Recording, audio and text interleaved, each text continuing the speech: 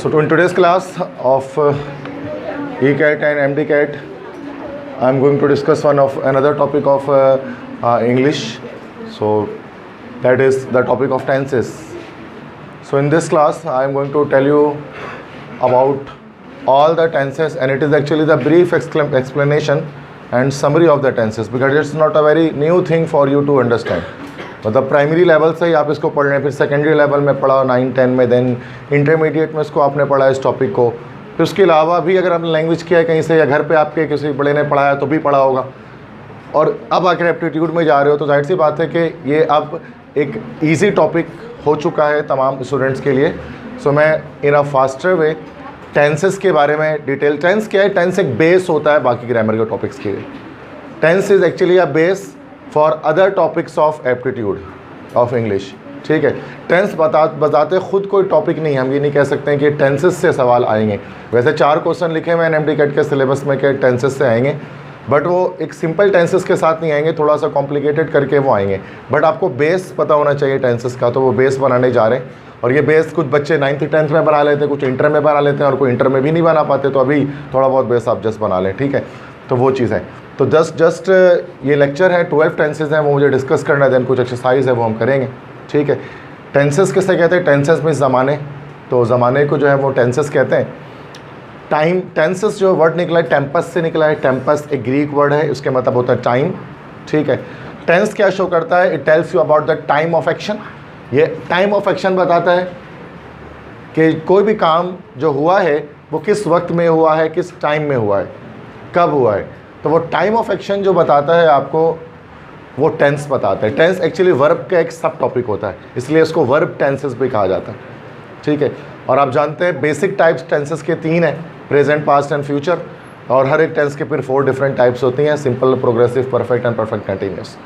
तो एक fast revision आज हम जो है उसके करने वाले हैं टेंसेस के इसके अंदर, ताकि जो हमारे पास टाइम 1 घंटे 15 मिनट, उसके अंदर हम इन तमाम चीज़ों को रिवाइज कर सकें.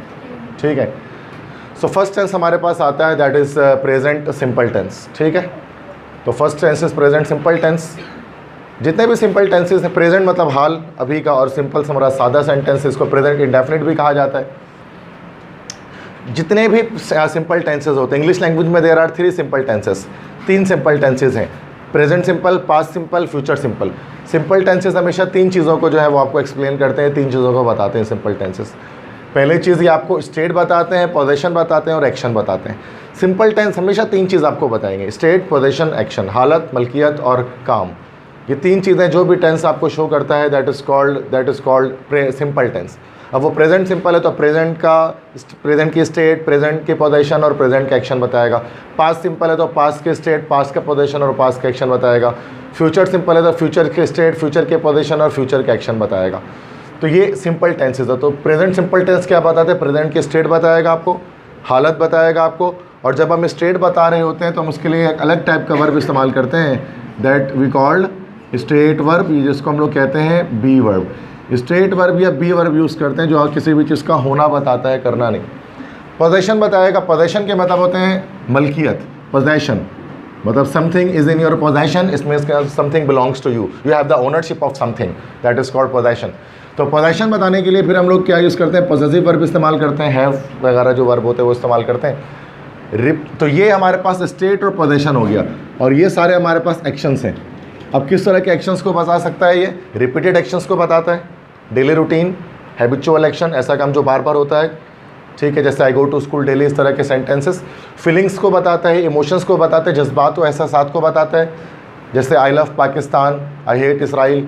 तो दैट इज़ कि ये आपको पास क्या है कि इसमें आपको फीलिंग्स और इमोशंस, जज्बात और एहसासात के बारे में आपको आगे ही मिल रही है, उसके बारे में पता लग रहा है. देन यूनिवर्सल ट्रुथ के बारे में आपको बताता है. यूनिवर्सल ट्रुथ से मुराद एक ऐसा कायनाती सच जिसको हर इंसान तस्लीम करे. The sun rises in the east, the sun sets in the west, honey is sweet, sky is blue, ये सारे. और कस्टम एंड ट्रेडिशंस के बारे में, रस्म व रिवाज के बारे में भी बताता है. जैसे the Hindus bury the dead body, the Muslims burn the dead body, sorry reverse कर दिया, द मुस्लिम्स जो है वो bury the dead body, the Hindus burn the dead body. तो ये कस्टम ट्रेडिशंस, तो ये इसके यूजेजेस हैं, इस्तेमालात हैं कि कहाँ इस्तेमाल करते हैं. सिंपल आपको थोड़ी बहुत ये बातें पता ही होंगी सबको. आई थिंक कि कोई नई बात मैं नहीं बता रहा. अगर कोई नई बात मिलती है तो आप ज़रूर लिखें, और नहीं मिलती है सर ये तो 1 क्लास से पढ़ रहे हैं सर, हम तो इंग्लिश मीडियम स्कूल में थे, तो कोई मसला ही फिर नहीं है. ठीक है, लेकिन बाद में आगे मसला टेंस में नहीं होना चाहिए किसी को कि सर ये टेंस ही मुझे नहीं आ रहा सर, आप क्या स्पोर्टिंग एरर करा रहे हैं सर, आप क्या सेंटेंस फॉर्मेशन करा रहे हैं, हमें तो टेंस ही पल्ले नहीं पड़ता हमारे दिमाग में, तो ऐसा नहीं होना चाहिए फिर, ठीक है। इसलिए मैं थोड़ा सा आज की क्लास में इसको रिवाइज करा रहा हूँ कम्प्लीटली, ताकि हर बच्चे एक सेम प्लेटफॉर्म पे आ जाए। फॉर्मूला अगर हम देखें तो इसका फॉर्मूला अफर्मेटिव एंड नेगेटिव, दो इंट्रोगेटिव नहीं लिख रहा मैं, सब में अफर्मेटिव नेगेटिव लिखूंगा, पॉजिटिव और नेगेटिव स्टेटमेंट के सेंटेंस में। तो आपको पता है जो मेन चीज़ है सब्जेक्ट और ऑब्जेक्ट तो होता है, ये door of action receiver of action तो हो गई, और साथ में जो मेन पार्ट होता है ये वर्ब का होता है, वर्ब और हेल्पिंग वर्ब का होता है। अच्छा, आपको पता है कि प्रेजेंट सिंपल में हम अफर्मेटिव में कोई हेल्पिंग वर्ब इस्तेमाल नहीं करते, जस्ट फर्स्ट फॉर्म इस्तेमाल करके समटाइम्स एस का इजाफा कर लेते हैं, ठीक है। ऐसे यस कब लगाते हैं, यहाँ मैंने नोट में लिखा है, अगर सब्जेक्ट थर्ड पर्सन सिंगुलर होगा तो वर्ब के फर्स्ट फॉर्म के साथ एस या एस लगेगा। और सब्जेक्ट थर्ड पर्सन सिंगुलर कब होता है, जब वो ही होता है या शी होता है या इट होता है, या फिर एनी नेम नहीं एनी सिंगुलर नेम जब होता है, ठीक है। तो सूरत में हम एस या एस लगाते हैं, जैसे he goes to school, she goes to school, Ali goes to school, Ayesha goes to school, मतलब ही शीट सिंगुलर नेम के साथ ई एस या ई एस का इजाफा करते हैं, वरना हम एस या एस का इजाफा नहीं करते हैं। I go to school, you go to school, they go to school, फिर नहीं लगता। नेगेटिव बनाते हुए helping verb do does plus not लगा देते हैं और वर्ब के फर्स्ट फॉर्म के साथ एस या एस हटा देते हैं, ऐसे ही होता है, ऐसे एस हटा देते हैं, देन ऑब्जेक्ट आ जाता है। हेल्पिंग वर्ब यूजेज में आई यू वी दे और प्लूरल नेम के साथ डू इस्तेमाल करते हैं, ही शीट सिंगुलर नेम के साथ डज इस्तेमाल करते हैं, ठीक है। स्ट्रक्चर क्लियर है सबको, कोई मसला भी नहीं होता, ओके। एग्जाम्पल्स की जब बात करें तो अब she recites the Holi Quran daily, वो रोज़ाना कुरान की तिलावत करती है, डेली रूटीन है। अब इसमें एडवर्ब्स भी कभी कभार इस्तेमाल होते हैं, ज़्यादातर इसमें एडवर्ब ऑफ फ्रीक्वेंसी इस्तेमाल की जाती है, एडवर्ब ऑफ फ्रीक्वेंसी इस्तेमाल की जाती है, daily, usually, seldom, sometimes, weekly, yearly, monthly, often, इस तरह के हम इस्तेमाल कर रहे होते हैं, ठीक है। ये एडवर्ब ऑफ फ्रीक्वेंसी कहलाती है, जो बताते हैं how often an action takes place, कोई काम कितनी बार होता है, उसको एडवर्ब ऑफ फ्रीक्वेंसी कहा जाता है। तो ये डेली जो है वो एक एडवर्ब ऑफ फ्रीक्वेंसी हमारे पास है। तो she recites the Holi Quran daily. इस तरह से Gaza is a part of Palestine, के जो स्ट्रिप ऑफ गाज़ा है या गज़ा की जो पट्टी है वो फ़लस्तीन का हिस्सा है। तो Gaza is a part of Palestine, तो गज़ा फ़लस्तीन का हिस्सा। अब यहाँ पर एक्शन नहीं है, ये स्टेट है, हालत है ना। तो यहाँ पर आप देख सकते हैं वर्ब के फर्स्ट फॉर्म में हमने स्टेट वर्ब इस्तेमाल किया है। इंग्लिश लैंग्वेज में there are millions of verbs, लाखों के करीब वर्ब्स हैं, इनमें से 2 वर्ब सबसे स्पेशल है, बाकी सब नॉर्मल है। 2 स्पेशल वर्ब हैं सिर्फ, वो 2 स्पेशल वर्ब मैंने यहाँ लगे हैं, स्टेट वर्ब और पॉसेसिव वर्ब, बस ये 2 स्पेशल वर्ब्स है, बाकी सब वो टीच, रन, मतलब सिंग, ड्राइव, डांस, ये सब इस तरह के हैं। लेकिन 2 स्पेशल हैं, स्टेट वर्ब और पॉसेसिव वर्ब, हालत बताने वाला वर्ब बी वर्ब और पॉसेसिव वर्ब मलकियत बताने वाला वर्ब। अब स्टेट वर्ब्स जो होते हैं, जब हम स्टेट वर्ब्स की बात करें तो इसकी फर्स्ट फॉर्म होती है एज़-एम-आर, सेकेंड फॉर्म होती है वॉज वर और थर्ड फॉर्म होती है बीइंग। ये किसी चीज़ का होना बताते हैं, करना नहीं, ठीक है। पॉसेसिव वर्ब मलकियत बताने वाले वर्ब, इनकी फर्स्ट फॉर्म होती है हैज़ हैव, सेकंड फॉर्म होती है हैड और थर्ड फॉर्म भी इनकी होती है हैड, ठीक है। तो ये हमारे पास इसके प्रेजेंट कह लो कि सिंपल है, इसके स्टेट वर्ब्स हैं और पॉसेसिव वर्ब की फर्स्ट फॉर्म इसमें इस्तेमाल करते हैं। तो Gaza is a part of Palestine, तो it is also a present simple tense, but यहाँ पर एक्शन नहीं है, यहाँ पर एक्शन नहीं, यू कैन सी यहाँ पर जो है वो स्टेट है। इस तरह Hamas has the power to crush Israel, कि हमास के पास वो ताकत है जिसके ज़रिए वो इसराइल को ख़त्म कर सकता है। तो Hamas has the power to crush Israel, ठीक है। तो हैज़ यहाँ पर आ गया, तो ये यहाँ पर क्या शो कर रहा है आपको कि पोजेशन है। अब आप ये नहीं कहना सर ये तो प्रेजेंट परफेक्ट हो गया, हैज़ आ गया, तो यहाँ पर पॉसेसिव वर्ब के तौर पे इस्तेमाल हुआ, फर्स्ट फॉर्म के तौर पे इस्तेमाल हुआ यहाँ पर। तो ये प्रेजेंट सिंपल टेंस ही है। हर वो जुमला जिसमें हैज़ आता है वो प्रेजेंट परफेक्ट नहीं होता है। प्रेजेंट परफेक्ट ये उस सूरत में बनेगा जब इसके बाद वर्ब की थर्ड फॉर्म होगी। थर्ड फॉर्म आप पूरे जुमले में ढूंढ निकाले कहीं नहीं मिलेगा आपको, ठीक है। इस तरह ये इज़ हमारा प्रेजेंट कंटिन्यूअस उस वक्त होता जब इसके बाद वर्ब की आईएनजी फॉर्म होती, पूरे जुमले में ढूंढ निकाल आईएनजी कहीं नहीं मिलेगा। तो ये प्रेजेंट सिंपल ही है, स्टेट पोजेशन। वर्ब की फर्स्ट फॉर्म में लाखों तरह के वर्ब्स लग सकते हैं, इसमें से ये 2 स्पेशल वर्ब है जो पता होना चाहिए, जो लगते हैं। बाकी तो डांस वगैरह, सिंग, रन, ये तो बचपन से पढ़ते हुए आ रहे हैं, इसमें क्या। शी, अच्छा अब नेगेटिव में जाएंगे तो हैज़ेंट से भी बना सकते हैं, डजंट हैव से भी बना सकते हैं। ब्रिटिश अमेरिकन का फ़र्क है कि ब्रिटिश क्या करते हैं, हैज़ेंट लिखते हैं, जबकि अमेरिकन जो है वो डजंट हैव लिखते हैं। She hasn't enough percentage for getting admission, उसके पास इतनी परसेंटेज नहीं है कि एडमिशन आ जाए, ये भी पोजीशन है। तो she has not enough percentage एक तरीके से ये है, या फिर she doesn't have enough percentage for getting admission. तो दे बोथ आर करेक्ट। आप यहाँ पर दोनों तरह से लिख सकते हैं, आप चाहे तो हैज़ेंट लिख दें या फिर डजंट हैव लिख दें। मतलब कुछ बच्चे हैजंट से बनाते हैं, हैज़ नॉट लिख दें या कुछ डज नॉट हैव करके लिख दें, दोनों सेम। अच्छा, आई हेट इसराइल, ये एक इमोशन है प्रेजेंट सिंपल टेंस में।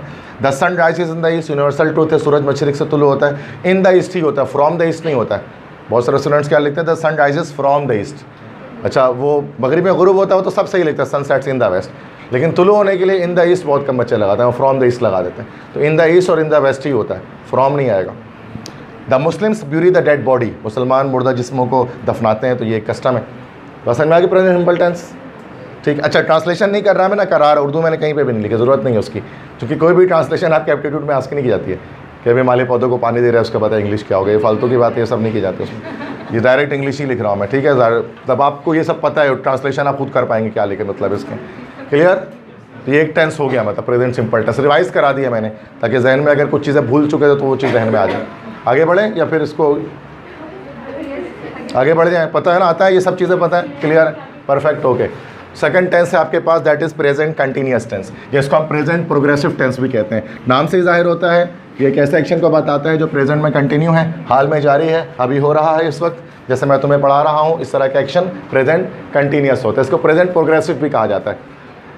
ये क्या शो करता है, tells you first of all middle of an action, ये आपको middle of an action show करता है, मतलब काम शुरू तो हो गया है, काम स्टार्ट तो हो चुका है, लेकिन काम एंड नहीं हुआ है, काम बीच में मिडिल में एक्शन में अभी हो रहा है, it is happening right now, that is middle of an action.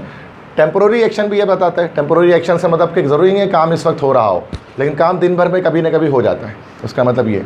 मिसाल के तौर पे जैसे she is watching Kurulus Usman nowadays, कि आजकल वो कुरुलुस उस्मान देख रही है, तो अभी तो नहीं देख रही है, अभी इसमें ज़रूरी नहीं कि अभी हर वक्त ही वो अभी भी इस वक्त देख रही हो, आजकल देख रही है, सो रात के कभी ना कभी दिन भर में वो देख लेती है। तो दैट इज़ नाउअडेज़ या दीज डेज़ के साथ जो बनाते हैं, ये टेम्पोररी एक्शन कहलाता है। ज़रूरी नहीं है कि काम इस वक्त हो रहा हो, कभी कभी नहीं होता है काम, लेकिन दिन भर में कभी ना कभी हो जाता है रेगुलरिटी के साथ, तो वो टेम्पोररी एक्शन कहलाता है, परमानेंट एक्शन नहीं है। इस तरह से अरेंज्ड फ्यूचर, फ्यूचर को शो करने के लिए भी प्रेजेंट कंटिन्यूअस टेंस को इस्तेमाल किया जाता है, but that should be an arranged future. Future को दो तरह से शो कर सकते हैं इंग्लिश ग्रामर के अंदर, फ्यूचर सिंपल से शो करते हैं, प्रेजेंट कंटिन्यूअस से शो करते हैं। फ्यूचर सिंपल जैसे आपके डिज़ायर, आपके विश, आपकी ख्वाहिश, आपकी चाहत का इजहार करता है कि आप चाहते क्या हैं, भले वो होना हो इससे फ़र्क नहीं पड़ता, बस चाहत आपकी जो है वो फ्यूचर सिंपल है। आपकी विल, आपकी चाहत, इसलिए विल लग रहा होता है उसमें, I will go to America, ये आपकी विल है, ये आपकी चाहत है कि मैं अमेरिका जाऊँगा। और अगर आपने अमेरिका जाने की तैयारी कर ली है, वीज़ा पासपोर्ट सब बनवा दिया, रेडी कर दिया है, तो I am going to America next week, मैं अगले महीने अमेरिका जा रहा हूँ, ठीक है, या नेक्स्ट वीक नेक्स्ट मंथ। तो दैट इज़ हाउ के प्रेजेंट कंटिन्यूअस टेंस को ऐसे फ्यूचर को बताने के लिए बताते हैं जिसकी अरेंजमेंट की जा चुकी है, जो अरेंज्ड फ्यूचर है, जो प्लान्ड फ्यूचर है, ठीक है। और जो अनअरेंज्ड फ्यूचर है, अनप्लान्ड फ्यूचर है, उसके लिए फ्यूचर सिंपल इस्तेमाल होता है। तीन एक्शन में आके तीन इस्तेमाल आते इसके, ठीक है। अफर्मेटिव में फॉर्मूला आप जानते हैं, इज एम आर के साथ एनजी फॉर्म कहलाती है प्रेजेंट कंटिन्यूअस, फोर्थ फॉर्म लगती है इसमें वर्ब की, और नॉट लगा देंगे बस, उसके अलावा तो बस ये नेगेटिव बन जाएगा।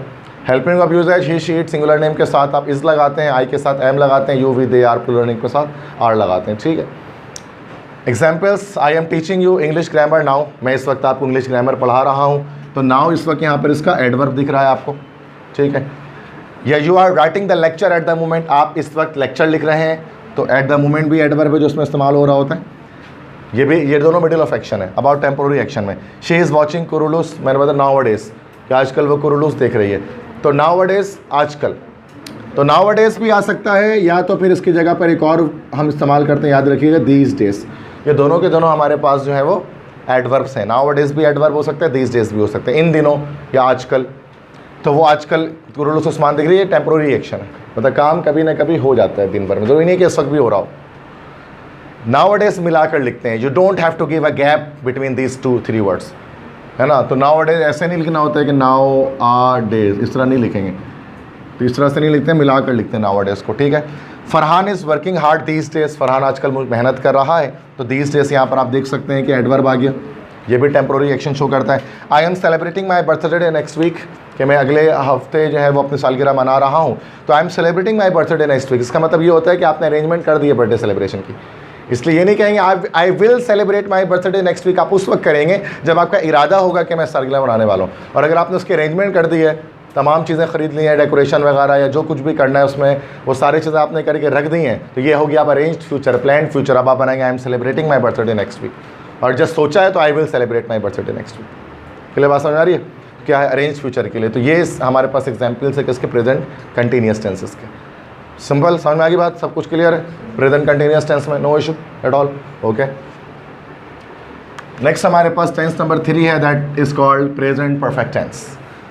प्रेजेंट परफेक्ट टेंस, परफेक्ट के मतलब होता है मुकम्मल।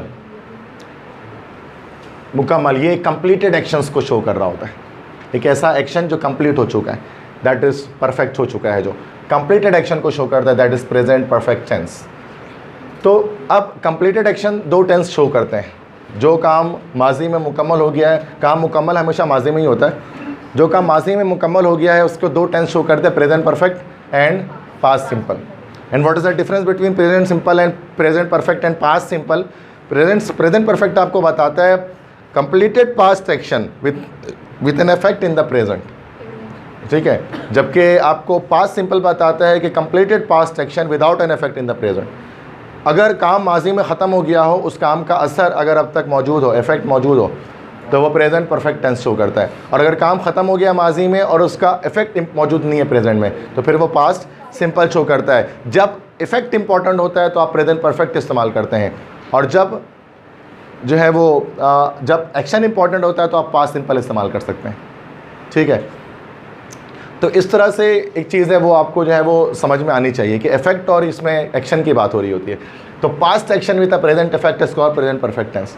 पास्ट का एक्शन होगा और प्रेजेंट का इफेक्ट होगा, इसको खोल दो, पास्ट का एक्शन होगा और प्रेजेंट का इफेक्ट होगा, so that will be called present perfect tense, सही है, that will be called a present perfect tense.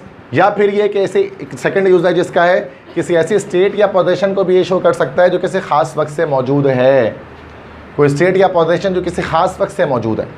मिसाल के तौर पे मैं सुबह से बीमार हूँ, उसके पास शाम से मेरी किताब है, ठीक है, वो बचपन से ही पागल है। तो एक ऐसा काम जो एक ऐसा स्टेट, एक ऐसी पोजीशन, एक ऐसी हालत, एक ऐसी मलकियत जो किसी खास टाइम से लेकर अब तक मौजूद है, वो याद रखे प्रेजेंट सिंपल में नहीं बनता है। मैं बीमार हूँ ये तो प्रेजेंट सिंपल में बनेगा, लेकिन मैं सुबह से बीमार हूँ ये प्रेजेंट सिंपल में नहीं बनेगा, ये प्रेजेंट परफेक्ट में बनेगा। मेरे पास एक कलम है, ये प्रेजेंट सिंपल में तो बनेगा, लेकिन मेरे पास 6 बजे से एक कलम है, ये प्रेजेंट सिंपल में नहीं बनेगा, ये प्रेजेंट परफेक्ट में बनेगा। समझ में आ रही है? एक ऐसे स्टेट या पोजीशन जो स्पेसिफिक टाइम से लेकर अब तक मौजूद है। क्लियर? अभी बताता हूँ एग्जाम्पल में। फॉर्मूला क्या है? सिंपल फॉर्मूला, हैज़ हैव के साथ वर्ब की third form, that is called present perfect tense. Negative लगाना है तो नॉट लगा देना। हैज़ का, हैव का, यहाँ मैंने बता दिया। आई, यू, वी, दे प्लूरल के साथ have, he, she, it singular name के साथ हैज़। क्लियर? एग्जाम्पल्स हैं। अच्छा, कोई बहुत सारे एडवर्ब्स इसमें हम इस्तेमाल कर रहे होते हैं। आई have broken the chair today, आज मैंने कुर्सी को तोड़ा है। तो टुडे के अलावा और कोई टाइम इस्तेमाल नहीं कर सकता प्रेजेंट परफेक्ट में। प्रेजेंट परफेक्ट में टाइम ऑफ एक्शन बताना मना है, ठीक है। नोट में यहाँ पर लिख देता हूँ कि don't show the time of action except today. ये एक पॉइंट है, ये मैं ऐड कर रहा हूँ उसमें। Don't show the time of action except today. Present perfect में कभी भी टाइम ऑफ एक्शन नहीं बताता है, चूंकि एक्शन इंपॉर्टेंट होता ही नहीं है। इंपॉर्टेंट तो इफेक्ट है जो मौजूद है, इंपॉर्टेंट तो इफेक्ट है जो कि मौजूद है, ठीक है। मिसाल के तौर पे मैं बाहर निकलता हूँ तो काफ़ी ज़्यादा गर्मी मुझे लगती है, मैं कहता हूँ भाई ये क्या हो गया भाई, इतनी गर्मी हो रही है, पहले तो इतनी गर्मी नहीं पड़ती थी। मेरे फ्रेंड मुझसे कहते थे government has cut all the trees, that's why it is so much hot, कि गवर्नमेंट ने सारे दरख्त काट दिए हैं, इस वजह से गर्मी है। तो यहाँ पर दरख्त का कटना इंपॉर्टेंट नहीं था, उसके ज़रिए जो इफेक्ट आया ना वो इंपॉर्टेंट है, इसलिए प्रेजेंट परफेक्ट में बोलते थे the government has cut all that trees. अगर से वो उन्होंने 10 साल पहले भी काटे, लेकिन उसके बाद प्रेजेंट परफेक्ट होगा, क्योंकि इसका इफेक्ट अब तक मौजूद है, गर्मी उसकी वजह से आज तक मौजूद है। तो ये बड़ा इसमें डिस्कस करना होता है, वरना पास्ट सिंपल और प्रेजेंट परफेक्ट में खास कोई फ़र्क नहीं है। और ये प्रेजेंट परफेक्ट टेंस की इसी कॉम्प्लेक्सिटी की वजह से the Americans never use this tense. ये जो टेंस है प्रेजेंट परफेक्ट टेंस, अमेरिकन्स इसको इस्तेमाल नहीं करते। अमेरिकन्स हर सूरत में पास्ट सिंपल कहते हैं। खिलाड़ी मैच जीत जाते हैं, प्लेयर्स मैच जीत जाते हैं, पाकिस्तान इंडिया का मैच होता है या फिर पाकिस्तान इंडिया का मैच होता है, पाकिस्तान मैच जीत जाता है, ठीक है, मतलब मौका मिलता है पाकिस्तान को कि वो मैच जीत जाता है, और उस जीतने के बाद सेलिब्रेट कर रहे होते हैं, और सेलिब्रेशन के बाद नीचे लिखा हुआ होता है, एक पट्टी चल रही होती है, Pakistan one the match by 10 wickets, या ऐसा तो नहीं होगा, चलो 2 wickets, Pakistan one the match, इतना भी नहीं होता, मतलब थोड़ा अगर ख्याली पुलाव बना ही रहे तो सही से बनाए, Pakistan one the match by 2 wickets. तो कभी ऐसा नहीं लिखा होता Pakistan has one the match by 2 wickets, जबकि देखा जाए तो उसका इफेक्ट अब तक मौजूद है, सेलिब्रेशन तो जारी है, लेकिन वो अमेरिकन इंग्लिश में लिखा होता है, कमेंट्री वगैरह अमेरिकन इंग्लिश में हो रही होती है, तो वो प्रेजेंट परफेक्ट कहीं पे भी आप इस्तेमाल होता हुआ नहीं देखोगे। ना कभी आप कमेंटेटर को वो देखोगे कि वो कभी प्रेजेंट परफेक्ट इस्तेमाल कर रहा है, ही हैज़ डन दिस, कभी ऐसा नहीं बोलेगा, ही डिड इट, हमेशा यही बोलता है। ठीक है, तो ये अमेरिकन यूज़ नहीं करते इस टेंस को, ये हमेशा ब्रिटिशर्स जो होता है ना, यूके वाले, वो इस्तेमाल करते हैं। ठीक है, क्योंकि कॉम्प्लेक्स सा टेंस है ना ये, तो थोड़ा समझ में, नेटिव स्पीकर्स को तो जल्दी समझ में आ जाता है, ये हम और आप जैसा नॉन नेटिव स्पीकर्स जो इंग्लिश लैंग्वेज के, हमें समझ में देर से आता है ये टेंस। ठीक है, बाकी जो नेटिव है उनको तो ज़बान में होता है, वो समझ जाता है। तो इसमें टाइम ऑफ एक्शन शो नहीं करें सवाए टुडे के, मतलब यस्टरडे नहीं शो करते हैं, अगस्त, सितंबर, 4 बजे, 6 बजे, 10 बजे, कोई टाइम शो नहीं होगा। टुडे शो हो सकता है सिर्फ, जैसे I have broken the chair today, broken is the third form. अच्छा, जस्ट भी इस्तेमाल कर सकते हैं, he has just wash the dishes या she has just wash the dishes, जहाँ जस्ट के मतलब होता है अभी अभी, उसने अभी अभी बर्तन धोए हैं, तो जस्ट इस्तेमाल कर सकते हैं। अगर जस्ट इस्तेमाल कर लेंगे तो मतलब जो एक्शन अभी अभी ख़त्म हुआ है, ऐसा कोई एक्शन आ जाएगा आपके पास। जस्ट के और भी मीनिंग्स होते हैं, जस्ट के मतलब एक इंसाफ करने वाला भी होता है, जैसे caliph Harun Rashid was the just ruler, खलीफा हारून रशीद जो थे वो एक इंसाफ वाले रूलर थे, रूलर से मुराद एक हुक्मरान थे। ठीक है, इस तरह से नेक्स्ट अगर आप देखो तो जस्ट के एक मतलब होते हैं सिर्फ भी होते हैं, I have just 20 rupees in my pocket, तो वो भी जस्ट है, सिर्फ, ओनली के मायने में। यहाँ जो जस्ट है अभी अभी, कहते ना कि जस्ट वॉश जस्ट, अभी अभी उसने बर्तन धोए। Farhan has already eaten dinner, Farhan पहले ही खाना खा चुका है, तो ये ऑलरेडी भी आ सकता है, ऑलरेडी मतलब पहले ही, ऑलरेडी भी एक स्पेसिफिक एडवर्ब है जो कि इस्तेमाल होता है प्रेजेंट परफेक्ट के साथ। ये कुछ एडवर्ब्स आर लाइक स्पाइसेस, मसाले जात हैं जो किसी खास टेंस के लिए इस्तेमाल किए जाते हैं, हर टेंस में इस्तेमाल नहीं होता। ऑलरेडी आप जब भी इस्तेमाल करोगे प्रेजेंट परफेक्ट में इस्तेमाल करोगे। My grandfather has hunted 6 lions so far, मेरे दादा अब तक 6 शेरों का शिकार कर चुके हैं, तो सो फार मतलब होता है अब तक। सो फार एक तो मतलब बहुत दूर होता है, so far, my home is so far from here, और एक सो फार का मतलब होता है अब तक, तो मेरे दादा अब तक 6 शेरों का शिकार कर चुके हैं, सो फार एंड में आता है। अच्छा, येट का मतलब भी अब तक होता है, but there is a slight difference. Positive जुमलों के लिए, अफर्मेटिव जुमलों के लिए सो फार, और नेगेटिव जुमलों के लिए, नेगेटिव के लिए येट लगाते हैं। जैसे the rain has not stop yet, बारिश अब तक नहीं रुकी है, ठीक है, तो येट लगाएंगे, फिर सो फार नहीं लगाएंगे कि the rain has not stop so far. So far सिर्फ हम क्या प्रेजेंट अफर्मेटिव में लगाते हैं, और येट लगाते हैं नेगेटिव के लिए, दोनों का मतलब होता है अब तक। ठीक है, क्लियर है यहाँ तक बात समझ में आ रही है? Have you ever seen a ghost? ठीक है, अच्छा ये एक्सपीरियंस वाले फिर कुछ हमारे पास एडवर्ब्स आते हैं। ठीक है, तो कुछ हमारे पास एक्सपीरियंस वाले एडवर्ब्स आते हैं, that is have you ever seen a ghost, कि आपने कभी कोई भूत देखा है? ठीक है, तो मैं पूछ रहा नहीं हूँ मैं, तो मैं आपसे क्या आप बता रहे एक्सपीरियंस में जुमला बता रहा हूँ, ये इंट्रोगेटिव में होता है एवर, एवर मतलब होता है कभी, तो ये प्रेजेंट परफेक्ट में लगता है एवर हमेशा। एक्सपीरियंस पूछने की चीज़ है, क्या कभी ऐसा हुआ है? ठीक है, दैट इज़, क्या कभी आपके साथ ऐसा हुआ है? दैट इज़, तो वो हम प्रेजेंट परफेक्ट में बताते हैं। Have this ever done with you, इस तरह से जो भी इस तरह से कह सकते हैं। अब पॉजिटिव अगर नहीं हुआ, कभी नहीं हुआ, तो कहते हैं कि never, I have never seen a ghost, I have never seen a ghost, never आ जाएगा जवाब में। या I have never been to America, I have never been to America, I have never been to Japan. अच्छा, तो never मतलब कभी नहीं। बीन टू का स्ट्रक्चर एक होता है, देखो एक होता है गॉन टू, एक होता है been to, there is a difference between gone to and been to.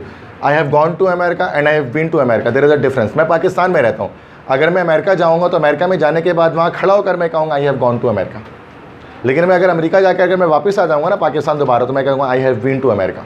Urdu में कहूँगा तो मैं अमेरिका से हो आया हूँ। ठीक है, जाने और हो आने में फ़र्क है।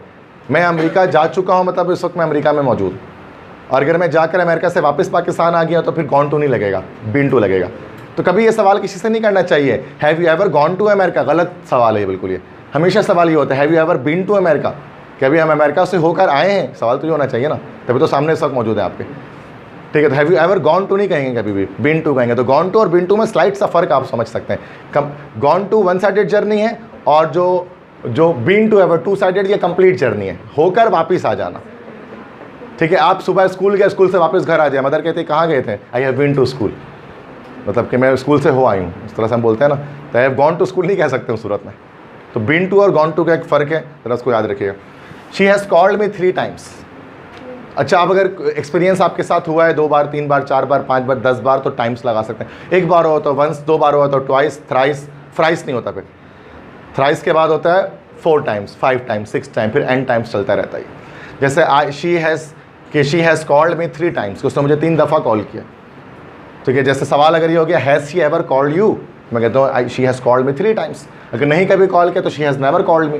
तो ये इसके आंसर्स हैं इस एक्सपीरियंस के, सब प्रेजेंट परफेक्ट है स्टार्ट टू एंड। अच्छा, अब मैं बता रहा था यहाँ पर ये दूसरा यूज है, स्टेट और पोजीशन स्पेसिफिक टाइम से लेकर अब तक, ये सारे एक्शन थे, पास्ट एक्शन होता है, प्रेजेंट इफेक्ट। अब ये देखो स्टेट देखो, पोजीशन देखो, बिल्कुल हाजिर दिमाग रखनी है, बहुत फास्ट पेस पे मैं जा रहा हूँ, ठीक है, और जहन से हर चीज़ सोचनी है। और हमेशा मैं कोई इंटरेस्टिंग और कोई नई बात बताता हूँ लेक्चर के अंदर, तो उसको भी ज़रा जहन में रखना कि she has been here since morning.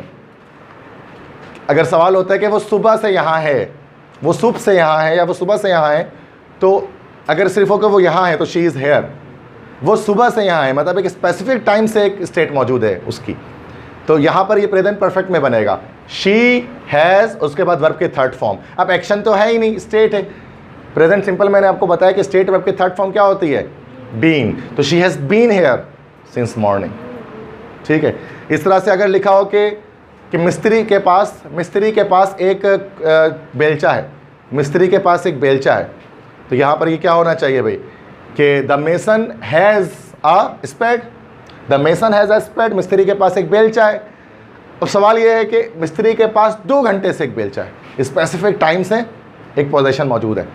अब ये प्रेजेंट परफेक्ट में बनेगा, प्रेजेंट सिंपल में जो बनेगा गलत बनेगा, जबकि 90% लोग इसको प्रेजेंट परफेक्ट में बना रहे होते हैं, लेकिन गलत बन रहा होता है। ठीक है, तो ये क्या बनेगा कि द मेसन हैज़, ये हेल्पिंग वर्ब हैज़। अब हेल्पिंग वर्ब की, अब हैज़ की थर्ड फॉर्म क्या होती है, had. The mason has had a spade for 2 hours. पहला हैज़ क्या है, हेल्पिंग वर्ब, दूसरा हैड क्या है, पॉसेसिव वर्ब की थर्ड फॉर्म।